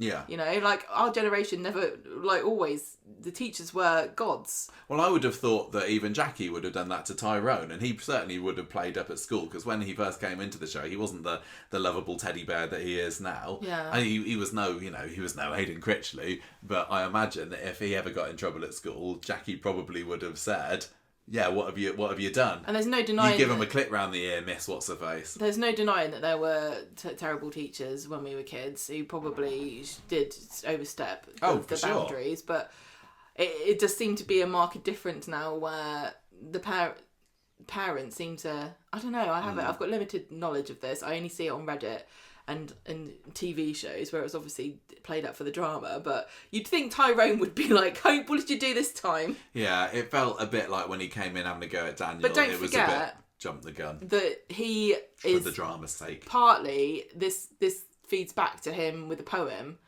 and being moved by this poem, so he thinks that Danielle's had a go at her for something that isn't true, and he can't acknowledge that this poem was fake and that she lied about it, because then he's going to have to question his own poetry critiquing skills, which you all know that he feels very strongly about. Oh, it's just a beautiful poem about how miraculous it was that one day I was hit by a car and then all of a sudden I was able to walk again. Yeah. I'd love to know what the poem was about. I think it would be absolutely excellent to AI generate Hope's poem. I would hope that as part of this storyline, Tyrone backs down a little bit, and again, I'm not defending what Daniel's done here, but I don't want this to be a Dobbs State versus Daniel. Oh, when I say that, you know, Tyrone comes in and has a go at Daniel, I'm not saying that he's wrong, because he probably is right to have a go at Daniel here. I'm just saying that when we were kids, the parents would have even thought that maybe there's possibly some element of mistreatment by the teachers towards the child, but they would have just gone, what did you do? I would have just preferred Tyrone to have come in and said, look, Hope said that something happened at school today. Can you explain what happened? Because I need to know. I've heard her side of the storyline, but I respect you. Well, they've got... Can you let me know what's gone on here? But yeah, the limited it must be time... very difficult when not being parents. It's hard to tell, but the limited time they've got as well to tell a story. I'm not coming at this from anything other than I'm talking about the story. I can't talk about it from any other perspective. So they've got to... if this is a storyline about Daniel's mental health, then it's got to be he's being isolated and questioned and attacked at every possible juncture. And there isn't a lot of support, actually. You know, I don't know anything about your situation as a teacher because you don't really talk to me about it because you told me that you weren't going to. But online I see a lot of people say that sometimes it can be quite isolating because the administration, this is mostly America, the administration doesn't really back you up if a parent complains. There's not really. It's like the school does a lot of stuff to try to back up the parents, keep the parents happy, but the teachers kind of get not backed up as much. I'm not talking about anything I know from real life. Well, I've got a very supportive boss. I will say that for sure. I've always wondered, like, will they do a story about the teacher stress? Just because it's kind of interesting, and we see all these people saying, well, I work in a hospital and I don't find this realistic. They're not portraying them very well. Obviously, police, you don't have to be a police officer to know that some of the things that they pull in those stories aren't quite realistic. But I mean, I am actually quite interested to see where they go with this and how sympathetic it will be towards Daniel versus Hope. Is it to do with the work, Megan or is stuff. it to do with the Megan stuff that's making him more worried? I don't know. But this is what I mean. This is the trouble, right? This is where it bites us on the bum, or me particularly, because I care about you a lot and you're a teacher, and so I get mad about portrayal of teachers in a negative light in fiction because I don't feel like it helps anything when the profession has completely been devalued by every government and, you know, ignorant people that didn't like going to school. So I get very defensive about it. But when I say stuff like I don't care about Lisa and Kit investigating the people they live with, and I'm fed up with trying to hold Coronation Street to a realistic account. And then there's a story. If there's a story where something happens where teachers look bad, or Coronation Street's not sympathetic, or it doesn't feel right, it's going to really wind me up because I don't think it's fair. And I think there's a lot of negative stuff that you could, because this to me on the surface, this is not really a sympathetic story of a teacher undergoing stress, because although we know his situation and Meghan was manipulative, surface level, it's a guy who's upset because his girlfriend was a paedophile. And that doesn't really feel like he's not the biggest victim. And everyone's making fun of him at his workplace. Yeah, he's not the biggest victim here. Why are we making it about Daniel? It's about Will. It's about the other boy that was groomed. And he shouldn't have gone into work if he's not, if he knew that he wasn't, he should have better emotional regulation and know he wasn't capable of going into work that day. He shouldn't have snatched that thing off of Hope. And he should have... so he did so many things wrong that this doesn't feel like a sympathetic teacher mental health story that is applicable to anybody else. How is this applicable to the many, many thousands of teachers who are taking days off for sick because of stress and like dealing with ridiculous work pressure and demanding bosses and parents and unattainable targets and work, no end in sight, no thanks. Lots of teachers also that does happen, but also lots of teachers will ignore the signs because they think, well, you've got to work through it because there's pressure. Yeah, there's pressure. I've got to work through this. I can do it. And you don't know until you're burned out completely. Yeah, I imagine it can sometimes be difficult to see the signs until it's a bit too late. So but maybe that's what we're seeing in Daniel here. But nobody's going to watch this and go, oh God, maybe teachers are having a hard time, and if you either know or you don't care, right? You either know or you're not paying attention, okay? And this story is so completely out of the realms of normal life that it's not applicable to anybody else. Nobody's going to go, oh, this poor boyfriend of a pedo teacher who has got no mental stability in the first place. It represents all teachers and I should be nicer to them. No, exactly. I am interested to see how much this storyline is going to be designed to make us feel sorry for Daniel. But you can only feel sorry for Daniel and not anybody else's teachers. What I'm trying to say, they did a massive big thing about here's Asha, here's her story. She's a paramedic, trainee paramedic. This is how stressful her life is. She gets treated like crap and she couldn't cope with it, and she had a mental health crisis. And even that wasn't very successful in really showing anything made me feel, oh, okay, I've learned something new here. Yeah, so I don't think this is looking like it's a story about teaching can be really stressful, because we haven't seen a build-up of it. It was one thing. It was clearly he's got very serious personal issues at home. His relationship has ended the way it has. Yeah. I don't think this is about being a stressed out teacher. It's just Daniel being stressed by the drama that he's living, and he so happens to be a teacher, and it was part of his being a teacher that pushed him over the edge. Well, it would be pretty audacious of Coronation Street to try to do another the services or having mental health issues story right after Asha's, because what's next? Here's a fireman, he's a new character. It's going to turn out that he's sad because, you know what I mean? We can't have the same story over and over again. Yeah. We're going to get Kit having PTSD next. Anyway, so Friday, Daniel comes home from school going, I've been suspended pending further investigation, and he's absolutely furious because he says, I'm being punished here. This was not my fault. And Ken says, you're so angry, you should go away for a few days or clear your head or something. Yeah, Daniel at this point can't see that he's done anything wrong at all, really. This is why I don't like this story. I don't like this story because people are gonna use this as to undermine teachers, I think, who are already predisposed to hate them. I would just really get understand why there's some people that hate teachers. Well, guess what? I hate them. So, Adam comes round to the flat to see Daniel. He's put up some terrible wallpaper. Horribly. What on earth has he got on those walls? It's like his own Hilda's mural, isn't it? It's like some kind of sketch of a Grecian vista. I'm cultured. A poem could have been written here, but not an AI one because they didn't invent it back in the day. That's Daniel's going to be so annoyed when he finds out that the wallpaper was drawn by AI. computer Claude did it. picture. Right, so Adam's like here to see him, and Daniel's just livid, ranting away, going, I shouldn't have to go away and not stop working, and everyone's looking at me like I'm stupid, I was in on it. And he's moaning about, well, you know, I think I said before that he's not a sympathetic character, but I do feel sympathy for him, because I do not know how he could have known what Megan was up to. He is also a victim. He's just not the victim that he thinks he is. I think he does go around with his head in the clouds and his nose in the air a bit much.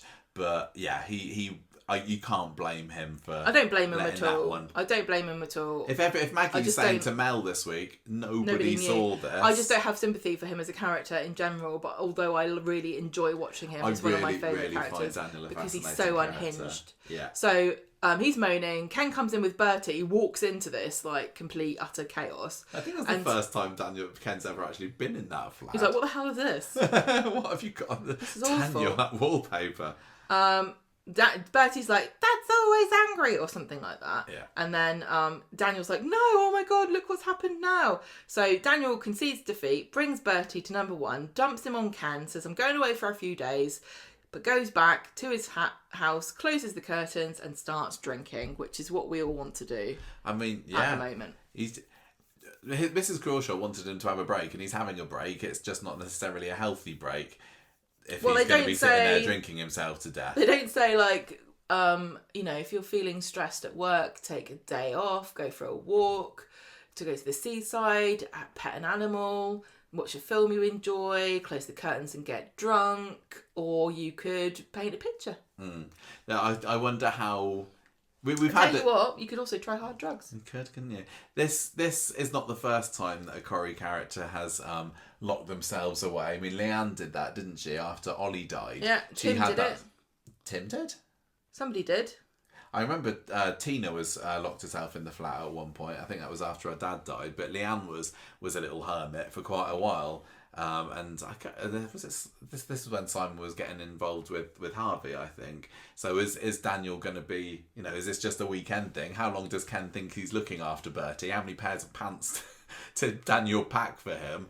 Are we going to, you know, not see him for a week or 2 weeks, and then he'll grow a big bushy beard and just be a shadow of his former self? I don't know, but...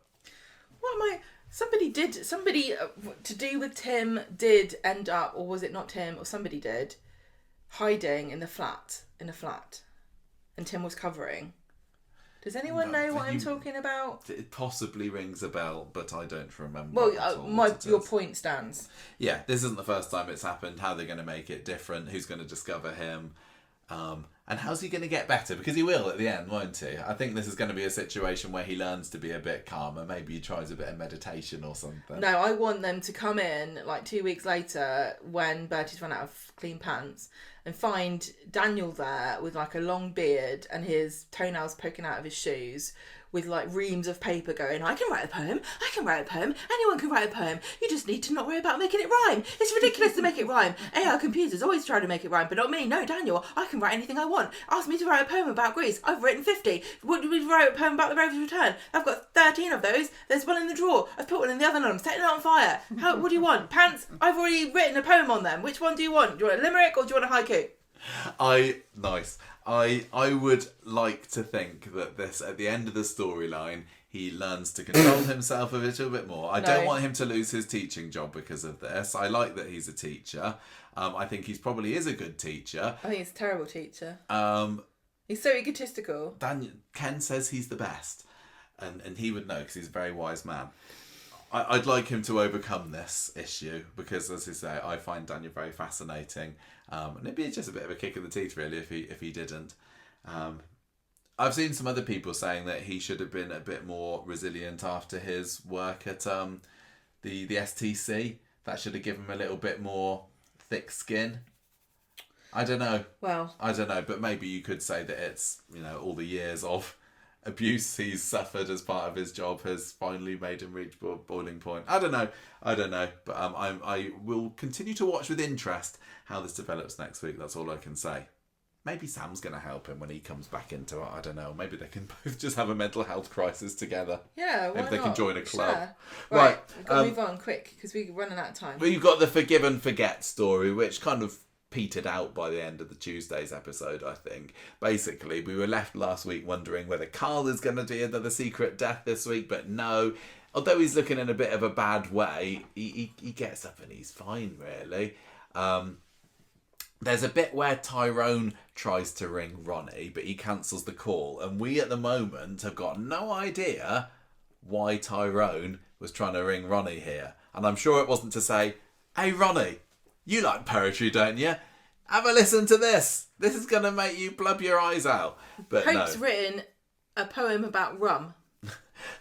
It's got to be something to do with what happened with Carl, right? Do you think that Tyrone is the one that dropped the car on Carl? Because everybody else does.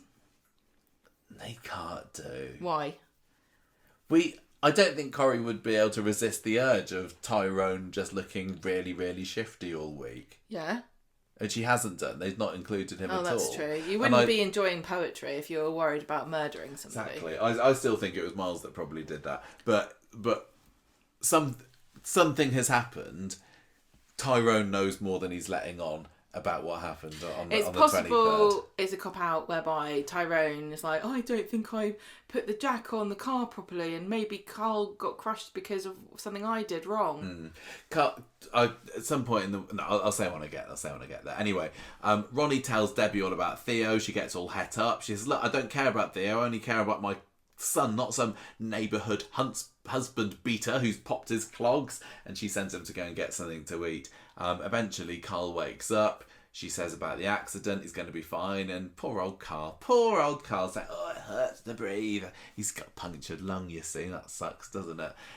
Serves him right for being a wrong un. She says, look, son, it's going to be fine. Can you remember what happened? But he says he doesn't remember anything. I think I believe him at this point.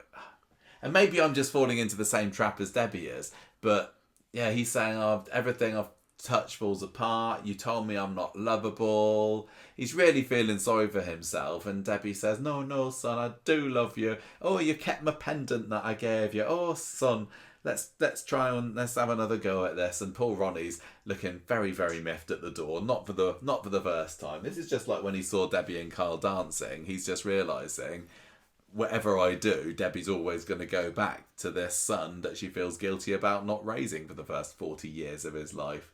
Sounds like a perfect arrangement. Yeah. Debbie on Tuesday says to Ronnie, look, Carl wants to turn over a new leaf. He's very sceptical about this. And he also asks Ronnie... Look, Debbie asked Ronnie, do you know anything? She kind of spots that he's being a bit sketchy and says, do you know about anything that happened to Carl? He clearly does. Well, we see that he does. He had him on the back of his seat. And he later tells her, yeah, I was the one who found Carl underneath the car, Lucky I did. And she says, I thought better of you, Ronald Bailey, and leaves the pub, and that's the end we see of that. So he's saying he found Carl. And I think the delivery of the line did give me the impression that he isn't covering up the fact that he dropped the car on him. Obviously, I don't think it would have been wise for him to have said to her, yeah, sorry, my bad, I dropped a car on your son. I was just feeling a bit mad at him. You know what it's like? He was probably writing a poem about me underneath there. So yeah, I think he probably didn't drop the car. I think he's not the mysterious legs that we saw walking into the garage. How are you? Are you kind of... I think it was Tyrone. Do you? Yeah, I do. But why? Because he doesn't like him. Because he ran him over. Ran him over, and he also insulted him and tried to intimidate his wife. Was that rude about her? Oh yeah, I totally forgot that. You're right. Maybe it was Tyrone. I once again go back on. But why aren't the police investigating this? I think the police know at this point. The police know somebody hit Sarah Louise over the head, ran out. Somebody else dropped a car on Carl, ran out, and then somebody deposited him at the hospital. And somebody killed Theo, and they're like, well, and one at a time. Calm down. They don't know that somebody dropped a car on Carl. They just know that Carl was mysteriously found outside the hospital. Yeah, but he's got crushing injuries. They're not going to investigate it to see if these two might be related because they knew each other. Yeah. This is what I mean about we're being in the dark about a lot of the investigations. So there's no point trying to solve it because they're not giving you all the information. Right, let's wrap this up because we got to move on. That was a very long street talk, but you know it was bound to be the week after the big murder. How are you rating it? I'm gonna give this week 3.5 half-eaten sausage rolls. Okay. My character of the week is, I don't know, you tell me what your score is. I was going to go 3.5 as well. I'm going to give it, I was going to go for the sausage rolls one. You stole that away from me. I'm going to give this 3.5 AI poems. And you know, sometimes ChatGPT just stops generating things part way through because there's been an error. I'm going to say there's been an internet outage and that's why it's half my poem. I think it's hard because it really was a bit of an ensemble cast this week. But Christina was fantastic. I know, Christina or George for me, I think. Yeah. I think Christina because it felt like she was trying to bail George out of the hole that he created for himself by not realising that he was quite a plausible suspect. And I love how loyal she is, and I love that she tried to help him out with the jumper. I really enjoyed her interview scene where she was acting quite confident at the beginning, and by the end of it, and she was just kind of using lots of arm gestures, saying, "No, look, this is all that happened." And by the end of it, it's like, "Oh, maybe I should get some representation here." And there is still something I think that she's keeping hidden because of that phone call. So yeah, I'll go Christina as well. I think actually it doesn't hurt that I love her. I know, absolutely. Anyway, so that is it for Street Talk this week.